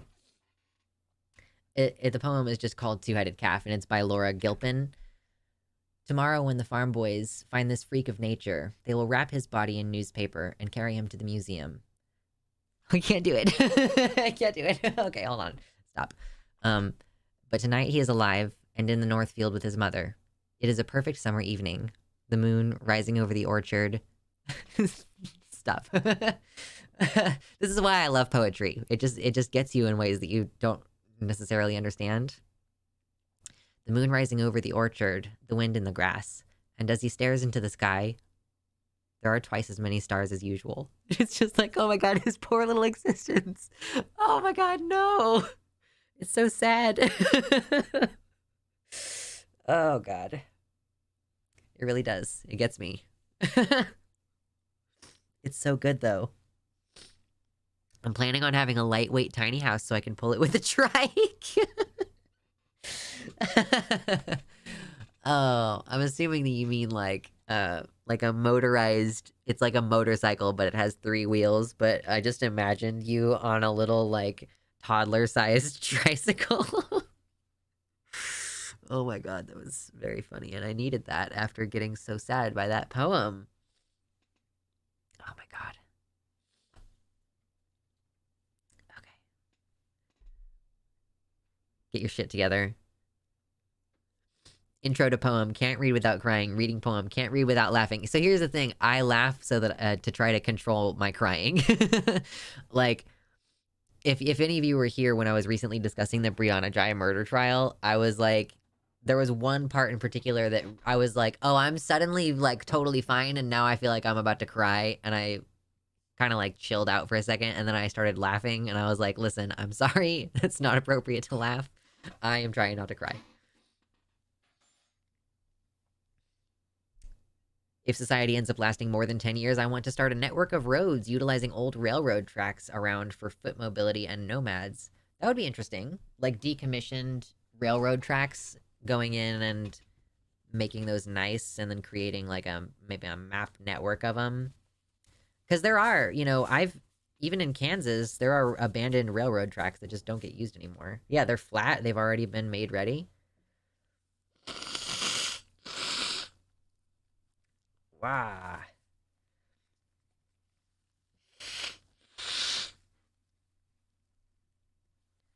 I have a design for a hand-pull tiny house that is pulled with a small electric quad.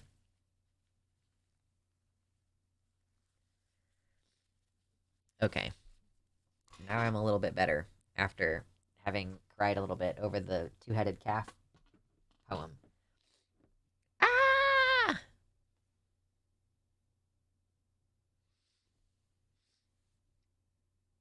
I've been saying this for about 10 to 15 years now, planning and planning. Honestly, Kitty Tick, like after talking to you in chat, I'm like, oh, I'm kind of glad that I'm moving to the PNW, because there's going to be at least one other queer homesteader in the near vicinity. Like, you said that the changing shoreline was going to maybe make your house coastal, which tells me that you are kind of on that mountain range on the left side there somewhere. And I don't want to be that close to the coast, but it does mean that it would not be hard to get to each other. Share resources. Start this fucking community about 1.5 miles from the ocean right now. Yeah, I actually was looking at some land that was probably nearby where you live, and I was like, Lamau, no, that's way too close to the ocean. I'm good, thanks. I want to be able to drive to the ocean for like 30 to 60 minutes.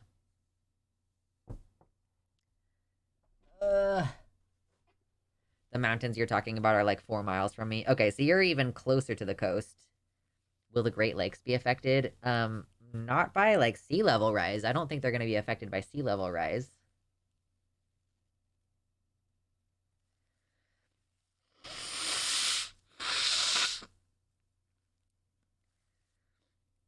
Oh my gosh. I'm sorry, guys. There's just like so much goop in my face. I have year-long allergies now. Okay. Beautiful. You're thinking Coquille? Is that the name of the mountain? I don't know any of the specifics. I'm just like looking at it on a map geographically. There's this like chunk of mountain range here that's kind of near the coast, and it's separate from this main chunk. It's got the Cascades, right? I don't know what they're called. I don't know the names of the mountains. Soon they will be the only good lakes. Why would be that? Wait. Oh. Only good lakes. Not the goop? No goop. I know. I'm so sorry. My phlegm and goop. There's a lot of good valleys. Also, so many rivers. Water will always survive to a degree. Coquille is a town not terribly far from us. Okay. Yeah, and that's the thing, too, is there are some rivers in valleys in Oregon, and that is, you know, those are not susceptible to sea rise, but it does mean that is part of what's going to protect those ecosystems. Avi lives in the Willamette Valley. Ooh, I love valleys. I imagine myself buying a chunk of land that has like an area on the land that is like mostly flat or maybe a little bit sloping, but mostly flat. And then otherwise, it could be a little bit more mountainous, potentially. Like, it needs to be. I will not buy a piece of flat land. There is so much land in Oregon and Washington for sale that's just like a flat rectangle. And it's like, oh my God, that's awful. So glad they're taking the dams down. The Willamette one will be restored in a big way. That's very exciting. I've seen some different activity, some different dam activity happening over on the West Coast where they're trying out flooding areas that used to be wetlands and like sort of letting those ecosystems develop for at least part of the year. San Antonio is kind of in a valley, more of a depression, I guess. It means it's really humid here and that's it. Yeah, I thought that for a second that you were making a joke about it being a depression. My spouse and I have been talking about maybe getting somewhere up in the UP of Michigan. Michigan would be a decent place. Would be a good time.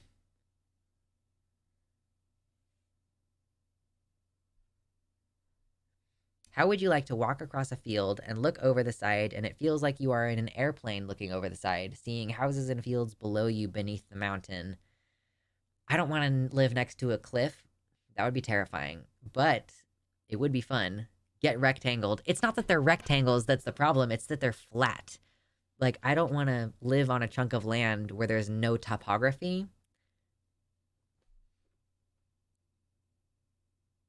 We need to take the dams down. The Great Salt Lake is a scary thing. We have to stop farming in deserts, and most of Utah is one. It won't be for much longer. It won't. They're getting ahead of the game. Anyone who's farming in Utah is getting ahead of the game. UP can get really cold, says Andes. Even in the summer, Lake Superior stays cold year-round.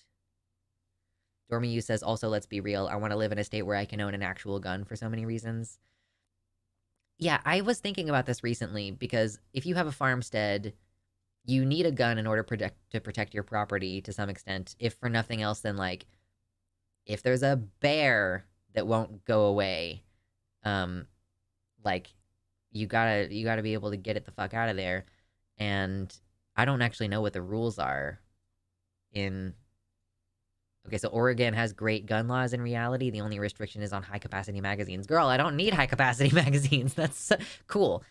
So Oregon is, like, you know, even more appealing in that regard. Flat is boring as landscape, TBH. It's not just that it's boring as landscape, because here's the multifaceted thing. Here's why I am thinking about the future in the way that I am, right? If you're on a flat chunk of land, it's not as likely that there's going to be topography and trees that are going to actually shield and protect you from people knowing where your fucking house is. Because that's, like, part of the apocalypse planning for the, like, future-proofing my potential purchase of a house or land or whatever. How do I set this place up so that it's got to be relatively tucked away? And there needs to be topography so that you can create, like, water retention in the land. Because I think it would be harder if you have, like, just a flat piece of farmland, basically. You know, in order to establish any ponds or anything that are going to hold water in the land, you're going to have to dig just big fucking holes in it. As opposed to a place where, with hills and, like, maybe even a natural flowing creek across, you can then, okay, I'm going to dam the creek right here and create two sort of pooled areas. And it would just require a lot less, you know, brute force maintenance bullshit right out the gate. Yeah. So you want your land to be set up in such a way that if someone drove by the road that you live on, they might not know that there was a house there. You know what I mean?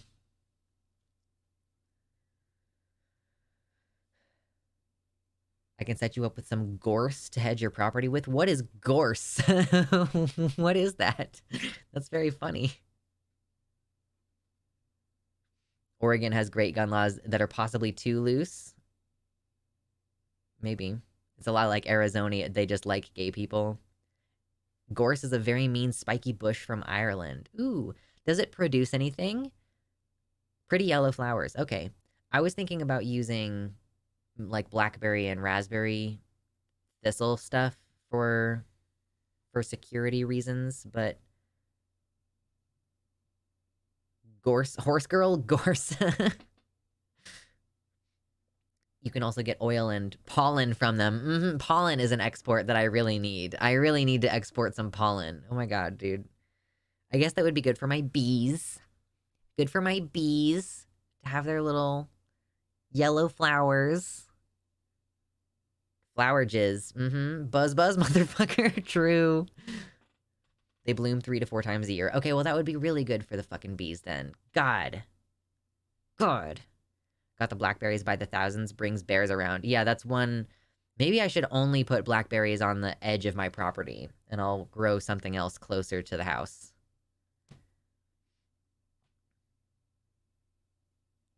Just, yeah, thistle is a natural barbed wire. What about the celibate bees? The celibees?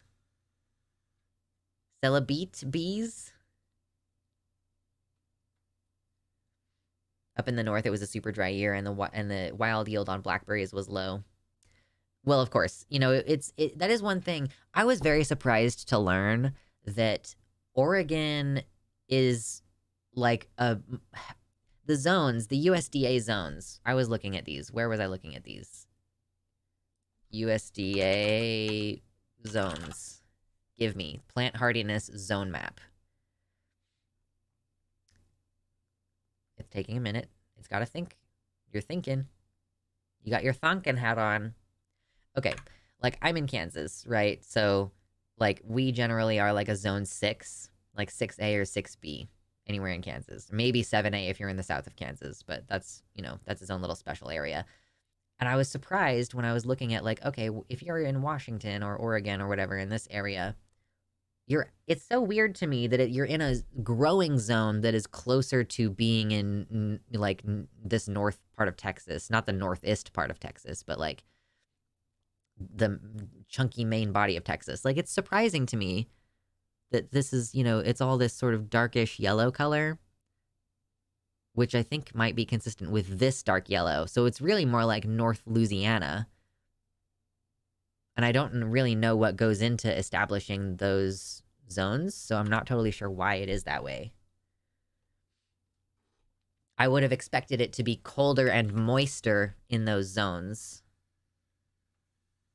But it turns out that it's actually, like, warmer and drier and sunnier than I am imagining it being, maybe? I don't know. Artichokes as defensive crops. My home in Louisiana used to have blackberry bushes growing. Blackberries are still my favorites. They're so yummy. Moist. It's the winter minimum temperature. That's it. Really? Okay. Just because it's more temperate year round. Which is why, Kitty, I'm assuming, yeah, you were saying something about it being a colder winter. And so usually cherries don't do well there because it doesn't get cold enough. We live in something called the banana belt, subtropical climate, but swinging towards temperate. Oh, interesting. The banana belt. I see a little area in Oregon, like, on this map that looks like there's 2 different areas, actually, that look banana-shaped. One of them is near the city Vernonia, but one of them is a little bit further south than that. England is just climate on easy mode. Is it all basic? It's all basically the same climate. You can either grow something in the UK or you can't. Where my partner lives is tropical and he just casually has orchards in his garden. I'm jelly. Yeah. There's a reason why making a greenhouse is a high priority for me to get done in the first year or 2, because then I can plant trees that are only going to thrive in the greenhouse. We're in the bottom half. Okay. I might have been looking at a chunk of land that was really near where you are.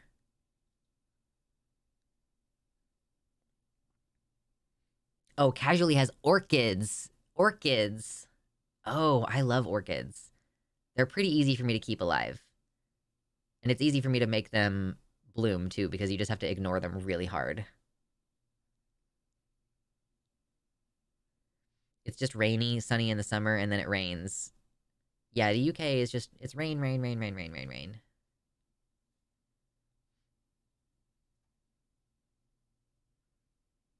Wait, Mersh says that they can't sell the honey on their land because of the rhododendrons making the honey weird? What? When bees feed on the pollen of rhododendron flowers, the resulting honey can pack a hallucinogenic punch. Okay, so don't grow rhododendrons where my bees can get to them, it turns out. There's steam coming off my bathwater, but it only feels lukewarm. Science, please explain. Well, you're too hot. You're too hot. Acid honey. Listen. I know, what kind of trip is it? There's a question. Oh no. You guys, come on. It contains toxin, which can cause dramatic physiological reactions in humans and animals.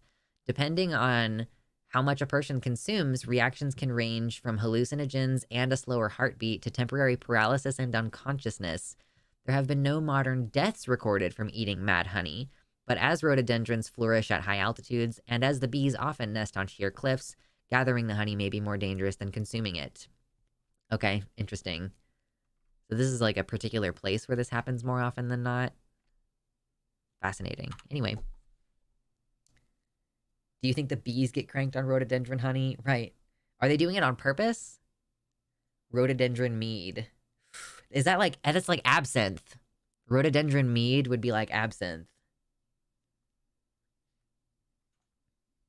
The rhododendrons grow natively and naturally on the mountains. It's a bad trip. Mersh says it's a bad trip.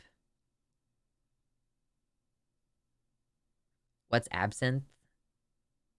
I don't... So nowadays you can buy something that's called absinthe and it's not the same as what it was. It's a spirit, it's an alcohol, but it was... The original absinthe was produced by something or in such a way as it had a hallucinogenic effect as well as the drunk thing.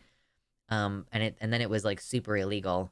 And now you can get a spirit that is called absinthe and is supposed to be similar, but is not the same.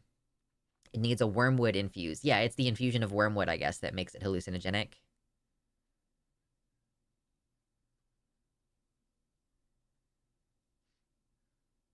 Probably happens the most where those are the only flowers they can get to, but also probably they do it on purpose because it stops the bears from stealing the honey. Interesting. Thujone is the toxin from wormwood. I just had to make a $340 grocery order and my anxiety has spiked. I'm really sorry to hear that, Eric. Last week I went to the grocery store and I spent $250 and I have to go get more groceries this week. Not a lot. I don't have to get as many groceries this week, but I do have to go buy more groceries this week. So yeah, it's never ending. I'm definitely spending somewhere between $150 and like $250 a week on food and like primarily groceries. Which is wild. I have some wormwood growing for making absinthe. Kitty, you know how to fucking party. We could make some interesting moonshine if we wanted to. I asked my partner, I was kind of joking the other day. I was like, oh, are we going to learn how to make alcohol? And he just shook his head. And I was like, oh, when the apocalypse happens, we're going to go ahead and go dry then. Like, we're just not going to drink any alcohol.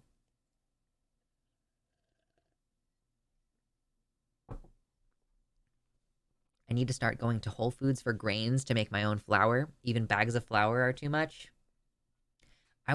Flour does seem like it's pretty expensive right now. Obviously, you can still get way more loaves of bread out of a bag of flour than you could from buying an equivalent weight of bread. Like, it would cost more. So, but yeah, do you have a mill for grinding the flour? My dad has brewing down, so at least that's covered.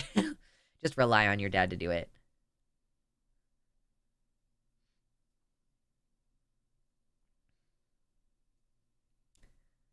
Gorgeous. I have a mill to grind weed. Well, that's not the same thing. Is that even considered a mill?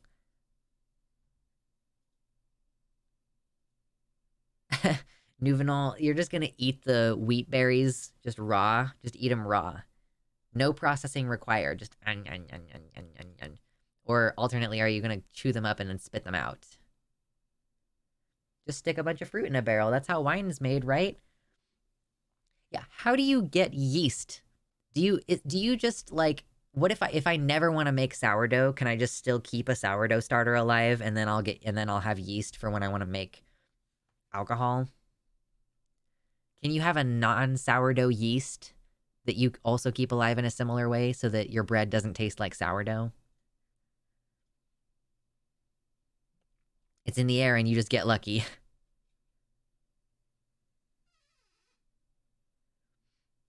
It has a crank, okay. I come from a family of alcohol makers. The last one was a moonshiner. Okay. You just gotta keep feeding it.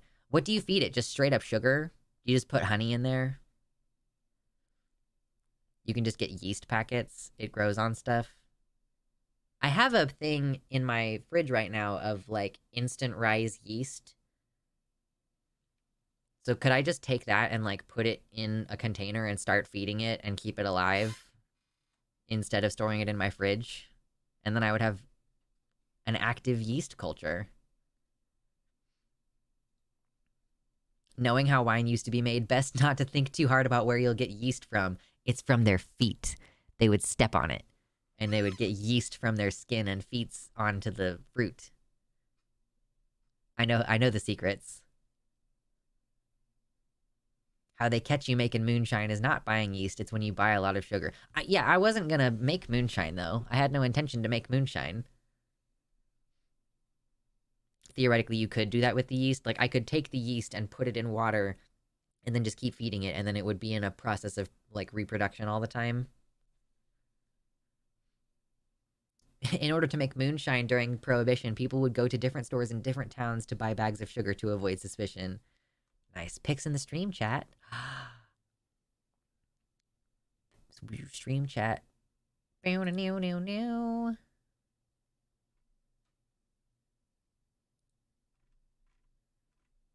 I found it. Stream chat. Okay, so first of all, Kitty shares a picture of the bread that she just made. That is a sexy loaf of bread. Why is it vaguely shaped like a dog treat? I don't know how that happened, but it's a very attractive loaf of bread. I appreciate it very much. Okay. And here we have the mill for grinding wheat berries into flour, presumably. So, nice. Very, very cool. Don't need that. Don't need that. Excellent. That bread had some buns. True. Dog treats are sexy. How do we unpack this? We don't unpack this. You just have to accept it. You just have to deal with the fact that it's very, very sexy. It's that it was curvaceous. It was vaguely dog treat shaped, but it was also vaguely like hip and ass shaped. So it had curvature.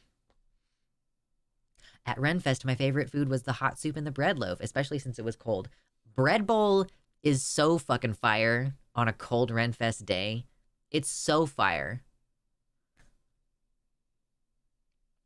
Not sure where the shape came from, but it is pretty. It is so pretty. It's so gorgeous. They make maple syrup in Virginia in Highland County, VA. There is a maple syrup festival every year in Highland Co. in the early spring.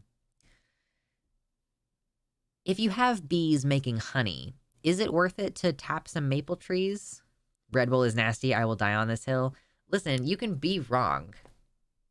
I'm sure that it's because you don't like the texture of the bread when you get done eating the soup, but I really like, especially if you get a bread that has a nice kind of crispy outside, not necessarily super crispy, but like a nice chewy crust, and then it's all like soupy and soft in the middle. That's good.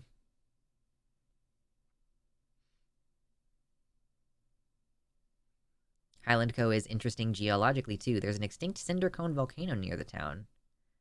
All right, later, Dormy you. I'm sorry I've offended you with my love for bread bowl. But no, I'm glad that you enjoyed. Appreciate you stopping by. Hope you have a good rest of your night.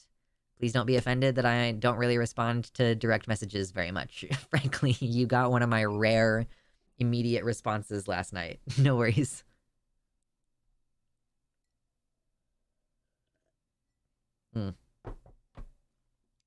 Yeah, that bread had some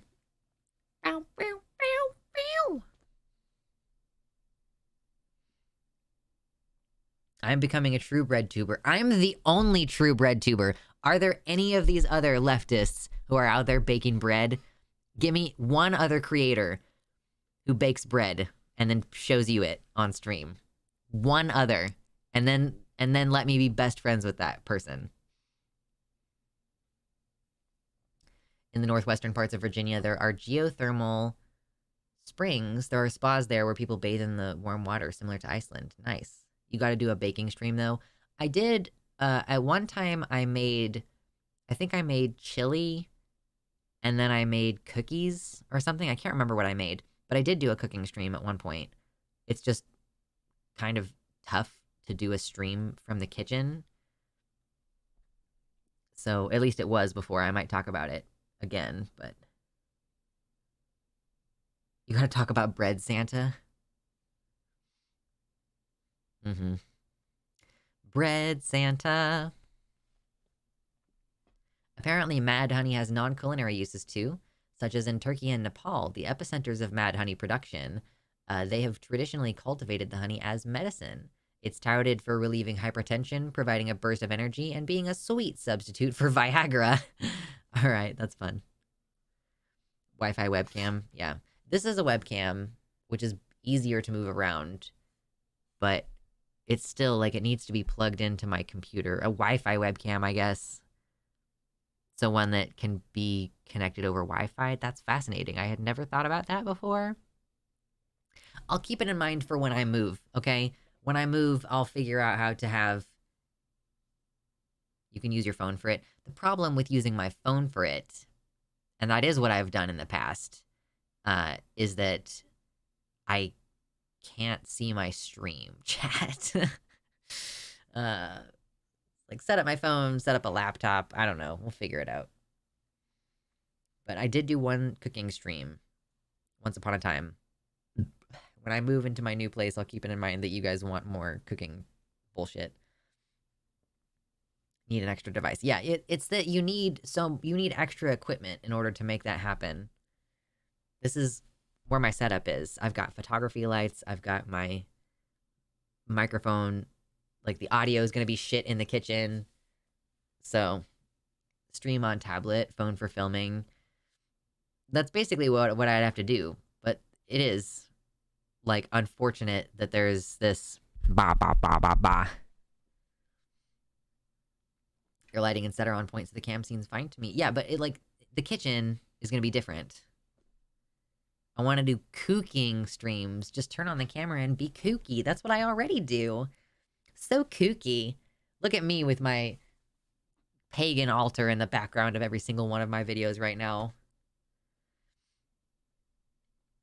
But yeah, it's just, if you're not in a setup that is mobile, then it requires an investment, which maybe I should do that investment because, you know, as the year goes on and the years go on, I am going to be filming away from my computer more, in the sense that, yeah, I want to show off my garden plot. I want to show off stuff that is happening in the kitchen, like, without worrying about a dramatic drop in quality.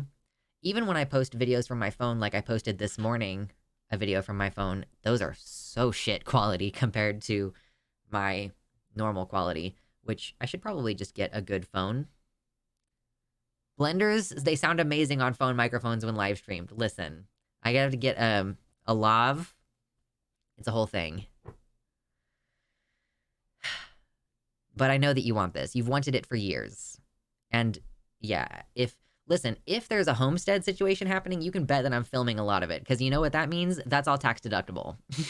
Like, if I'm filming my garden shit and showing it on my show, then everything I buy for that purpose is tax deductible. If you get an app for a phone like Droid Cam, you can do full resolution Wi-Fi webcam. Okay. I mean, I have like a Samsung Galaxy 9, so the camera is not very good quality. I think even with an app using AI to enhance the image, I'm not sure how that would turn out. But I've been thinking, what's the good quality phone? It's like the Samsung 23 or whatever. Is that the newest one? Yeah, the Samsung Galaxy S23 apparently has like the best camera on the market right now, and I really want one. Like I don't really need a new phone insofar as this one still technically works and does all the things that I need it to do. But the Samsung Galaxy S3 is, yeah, like I said, supposed to have the best camera, and that literally it would be like for my job. Lux, just start showing everything you buy on stream. I'll testify for you if they charge you with tax fraud. True. Later, Lord Byron. Good night.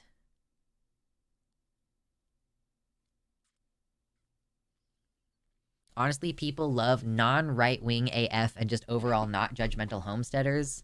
Like one of the few forms of context. I've been following homesteaders on YouTube who are just kind of apolitical, it seems, at least in their content. They're not really driving home a political message. They're just talking about the farming. But I do think it would be good to do some explicitly leftist farm content. I don't really know how that is explicitly leftist. Maybe it's just like you just talk about climate change as you're talking about, oh, so here's some of the changes that we're making on the farm in preparation for drier years coming. As you all know, climate change is impending, and we're protecting the land against wildfires because wildfires have been continuing to escalate in this part of the world. And if you do such and such, then you can help prevent an increased climate change, whatever. There could be a leftist message in there instead of just being about looking Powers, Oregon for land. I'm looking by region. So I'm kind of just looking in like, okay, I've decided this region is where I want to look and this region is where I want to look. I can already hear conservatives clicking out of the video. Yeah, you got to do that deep enough in the video. But the thing is that conservatives, if they click onto my video in the first place, they're going to clock me as trans. Here's a fun thing that's been happening lately. I've been posting my shorts on YouTube in a way that they end up getting pushed to a broader audience instead of just sticking within my audience.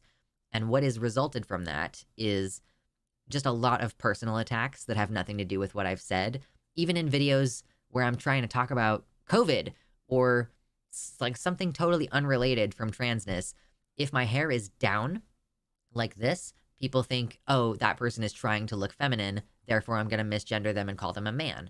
When I'm wearing my hair up, and you can see both sides are shaved and everything, people assume, oh, that person is trying to look masculine, and I can tell that they're trans, and so therefore I'm going to call you a woman.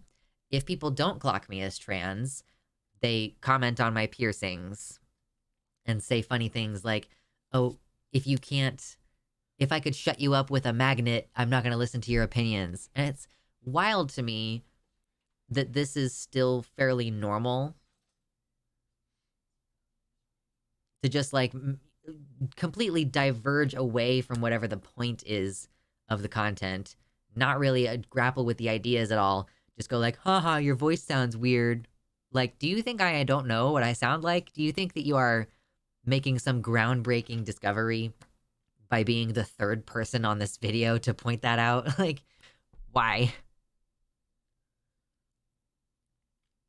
I know I keep talking about posting shorts on YouTube, but I know I haven't posted anything on Fansly in a long time, and especially not those shorts. Is the conservative transdar really that strong? It's so strong that they detect the mildest amount of gender nonconformity, usually via my voice, and then, yeah, they genuinely just think, I can tell that person is trans somehow, and whatever I think they're trying to look like, I'm going to tell them that they're failing at that. That's how it works. Yeah, they have nothing of substance to say, so they go for insults. I know, a lot of the time I'm like, thank you for engaging with the content, boosting it in the algorithm. That's great.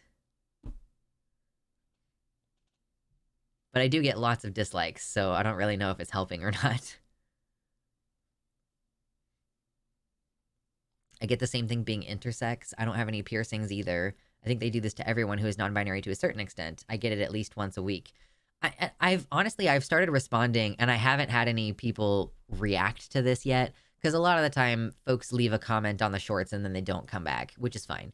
But some people are talking about, my voice or my appearance. And so one of the ways that I've been responding recently is going, have you considered stop being so obsessed with gender? Have you considered stop thinking about gender constantly? I'm trying to have a conversation about something else. Because, yeah, they accuse us of not being able to stop talking about gender, but I literally can't have normal mainstream conversations about unrelated issues. Like, I won't be able to have just a generic homesteading channel. It will have to inherently be a trans, queer, politically active channel because I don't have the option to not be those things. People are just they're gonna obsessively say that, my voice sounds weird and like, oh, you look like you're trying to be a woman, but you'll never be a woman. It's like, can you like have some real problems maybe? Like, holy shit, dude. I'm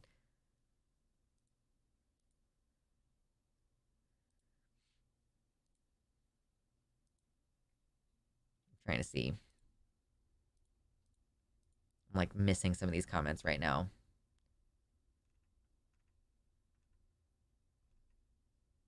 Yeah, yeah. A couple of people are like, why do you look like a boy and a girl at the same time and sound like a Steve? And I was like, have you considered not being obsessed with gender? Some of us have better things to talk about. That was on a video about getting a COVID booster. Like, I can't talk about something completely unrelated.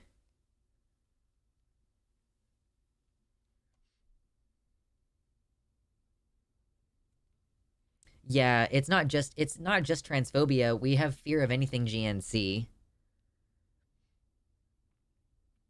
Anybody who is gender nonconforming or is a trans ally is trans to conservatives. They're obsessed and see us everywhere. I've been following a cis woman on Twitter who is constantly getting transphobia directed at her because she mentions she had a transvaginal ultrasound.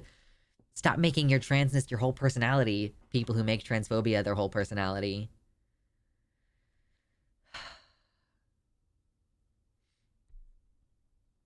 Yeah, it's pretty wild. Pretty wild out there. Just become a doom prepper, not really our choice anyways. What is a doom prepper? How is that distinct from what I've been doing? Like, what I'm planning to do is to have a 100% self-sufficient farm. Like, and what that means in the interim is that probably I'm going to be making enough food that I'll have to start a business farming and selling stuff. You know what I mean? It's insane. You have to be trans first, and I don't know how to do that. I want to stream, but have to get over how people will react to me in that way. Yeah, that is one of the struggles, and I kind of respect it when there are people who are able to be stealth and they decide to be stealth. We were having a conversation on the Transatlantic call-in show a couple weeks ago when I was on with Art and Heart, and one of the callers was like, "I am a prominent businesswoman and influencer and I'm trans and people don't know that and I'm trying to decide whether I should come out or not." And I'm like, I really respect that you want to make your life simpler. No matter what you do, you're going to be the trans one. Like there's that one girl who does makeup and she didn't come out. Is it Nikki Tutorials? She didn't come out until a couple years ago. But like, to some extent, she probably is sort of considered like the trans makeup influencer now, even though she did have her platform before that. That is still going to be part of her narrative. Every time someone is explaining, oh, Nikki Tutorials, blah, blah, blah, she's a beautiful woman, she's heavy, but she looks gorgeous, and she's trans. Like, it's always going to be part of it. Yeah, doomer prepping is exactly what you're doing. They usually do have a bunker, though. Okay. You are just a cautious prepper. Tim Pool, for example, is just a dumb doomer prepper. Yeah. Again, I don't think what I'm doing is very doomer because I'm very hopeful that things are gonna be doable, at least on my personal level. As long as I don't catch COVID and end up in a situation where like I'm physically not capable of working, I think I'm gonna be able to support myself, at least, like in that like producing what I need kind of way. But yeah, it's very optimistic, and maybe it won't work out that way. Maybe I will run into a wall and realize that actually farming is something that I can't do, and that would be really unfortunate because I think that it's a capital N need to make it happen. I think climate change could stop all the fighting. Who's going to be nuking each other, honestly? It might reduce the amount of nuclear armament activity, but climate change increasing is going to mean fewer resources, and that's going to mean more conflict over resources. And especially because rich people are still going to have control over things for quite a while. So they're going to be controlling access to those resources. And unfortunately, people are stupid. And so they're going to start clawing each other's eyes out in order to be the first person in line to the water ration today, instead of like collectively shivving the guards who are preventing them from all accessing it all at once, you know?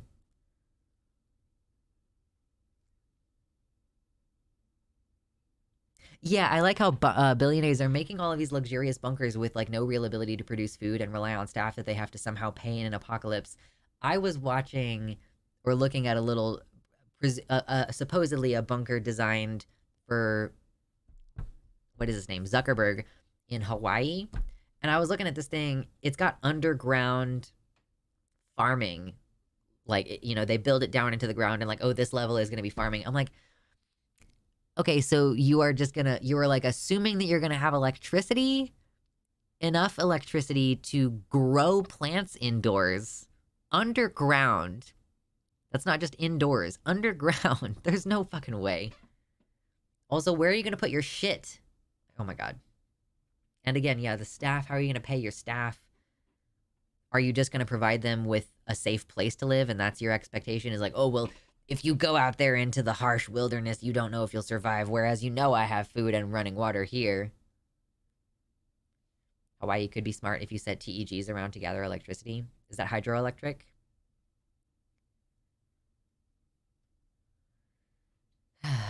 Thermoelectric generators. Okay. I don't know how those work.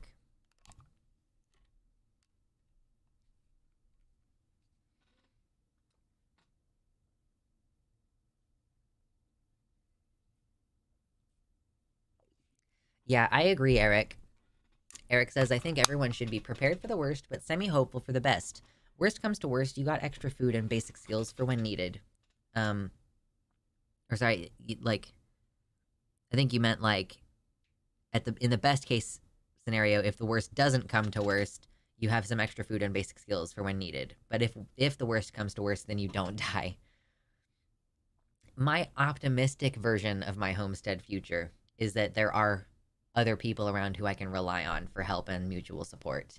My bad version is I have to do everything by my fucking self. But either way, like, the path leads to the same place, you know? In a thermoelectric generator, they basically gather heat and take the energy from heat expansion and make it electricity. Okay. In the billionaire's bunker, when there's no money and all the staff and the billionaire are on their own, the billionaire just becomes one of many people inside, and the staff probably won't be his biggest fans. You're just meat now, boys.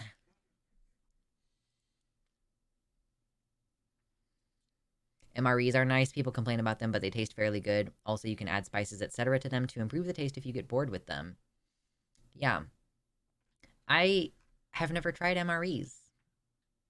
You know? Like, I guess you can get a hold of them, and I could try them. But I also love fresh food. And fresh food has so many benefits, and getting in the dirt has so many benefits. MRE and eating old food is fun sometimes. As a blind disabled weirdo, I just hope my friends don't leave me to die, honestly. My brother is kind of insane, so I'm sure would save me, but IDK if that's a good plan. Fresh food is better for you. Oh yeah, for sure. It's super nutritious. That's one of the great things about growing your own food, is it might not necessarily cost less than buying it in some instances, but it is highly nutritious and it tastes so much better. And you get the satisfaction of having done it yourself, and once the fruit has ripened, you can harvest the seeds, and then you don't have to spend as much money next year. But yeah, that's part of my terror with being COVID positive. Like, part of why I want to avoid COVID so much, and like agreeing with Eric in the YouTube chat, is that like I don't want to become more disabled because I don't feel confident that I have the support resources that would keep me like in a good place and like able to still be a contributing member, you know? Like, I just don't know that I I just really don't want to end up more disabled because I'm concerned also about, oh, well, I'm useless now. People don't want me around. They're not going to bother trying to keep me around because now it's a deficit to have me around instead of a benefit. At least right now, I can't necessarily work a full-time job, but I can do labor, and so I'm useful. There's a very deep, like, capitalism has bred into you this idea that you have to be useful or, you will get kicked out of the tribe and die because that's the society that we've all grown up in. Even though in our villages of 100 to 150 people, you wouldn't be cast out to die. You would be given a job like minding the children or like tending the fire or something like doable for you, whatever your particular disability is. Maybe you would just be like an oral storyteller. Or you would be the person who conveys messages between people. I don't know. There's so many different jobs.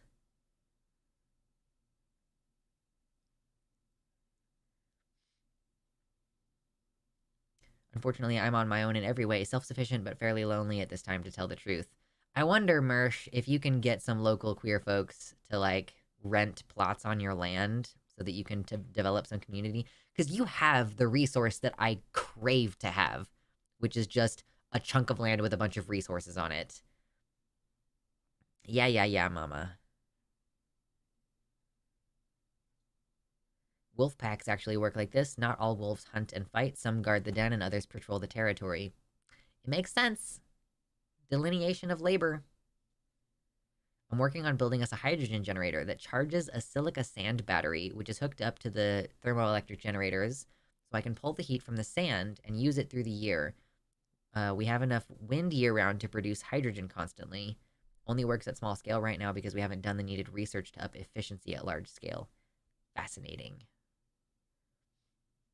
I didn't know... Yeah, I mean, it makes sense that you can pull the heat from the sand. I was also looking at recently you can pull heat from compost piles because they generate, like, chemical heat energy. Both my mom and I are disabled, so the apocalypse is scary. Yeah. Yeah. Listen, honestly, if it would be very funny to me if some of you started concentrating yourselves in various areas, having met through my chat, and then decide, like, okay, we're gonna build some communes all across the US. That would be really amazing. I would enjoy that very much. Compost is a great one. You can also collect the methane from the compost and use it as a fuel source. Interesting. How do you... Okay, I don't know. I don't know how to collect methane or what you would... You have to have a thing that uses methane for a fuel source, right? What uses methane?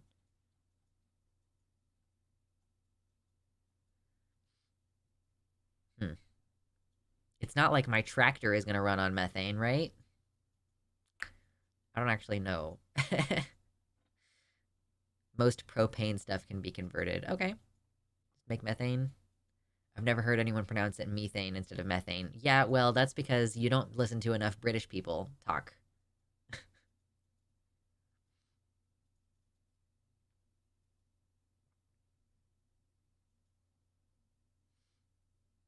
Methane can be used for stoves as well. Cool. Man, I love these conversations. They're just so fascinating to me. My lighter takes butane. You could switch it out for methane, maybe. That makes sense. I despise the British. True. What's up, Kendra? I just joined, but this convo is reminding me of a recent live Live Like the World is Dying podcast on disability and preparedness with Leah Lakshmi and... hold on. Is that a whole... That's one whole name. I thought that was two names. Leah Lakshmi Piepsna Samarishina. Okay. That's a good name. Yeah. I'm not familiar with that, but disability and preparedness. I'm so fortunate that just, like, I am disabled, but I'm not so disabled that I can't do some work. Sometimes I need to, like, just stop and lie down on the floor, and sometimes I'm like, oh, I need to take this entire day to just chill because my fucking heart hurts. But for the most part, I am, like, 70%, 80% of the time, I am at least somewhat productive. So long as I have my Ritalin, I have to stockpile Ritalin for the apocalypse. I'm not going to be able to do anything Without it, it's not going to be good. Okay, well, y'all, it's been a long conversation. It's been a good convo. I feel like I could probably keep going, but I do need to eat some dinner. So I probably should chill out and get off of here, and then we can reconvene on Sunday. And maybe there will be more political news between now and Sunday so that we can talk about even more news. I wonder how many jobs would be more accessible if just having a moment to stop and lie down when you need were allowed. Truly, yeah, what about sitting? If you could just sit, wow, how many jobs would be so much more doable? Capitalism hates us. All right. Thank you all for joining me, having a fun chit chat, and Happy New Year. And Sunday Fun Day is the next time I will see you. Okay? So in the meantime, behave.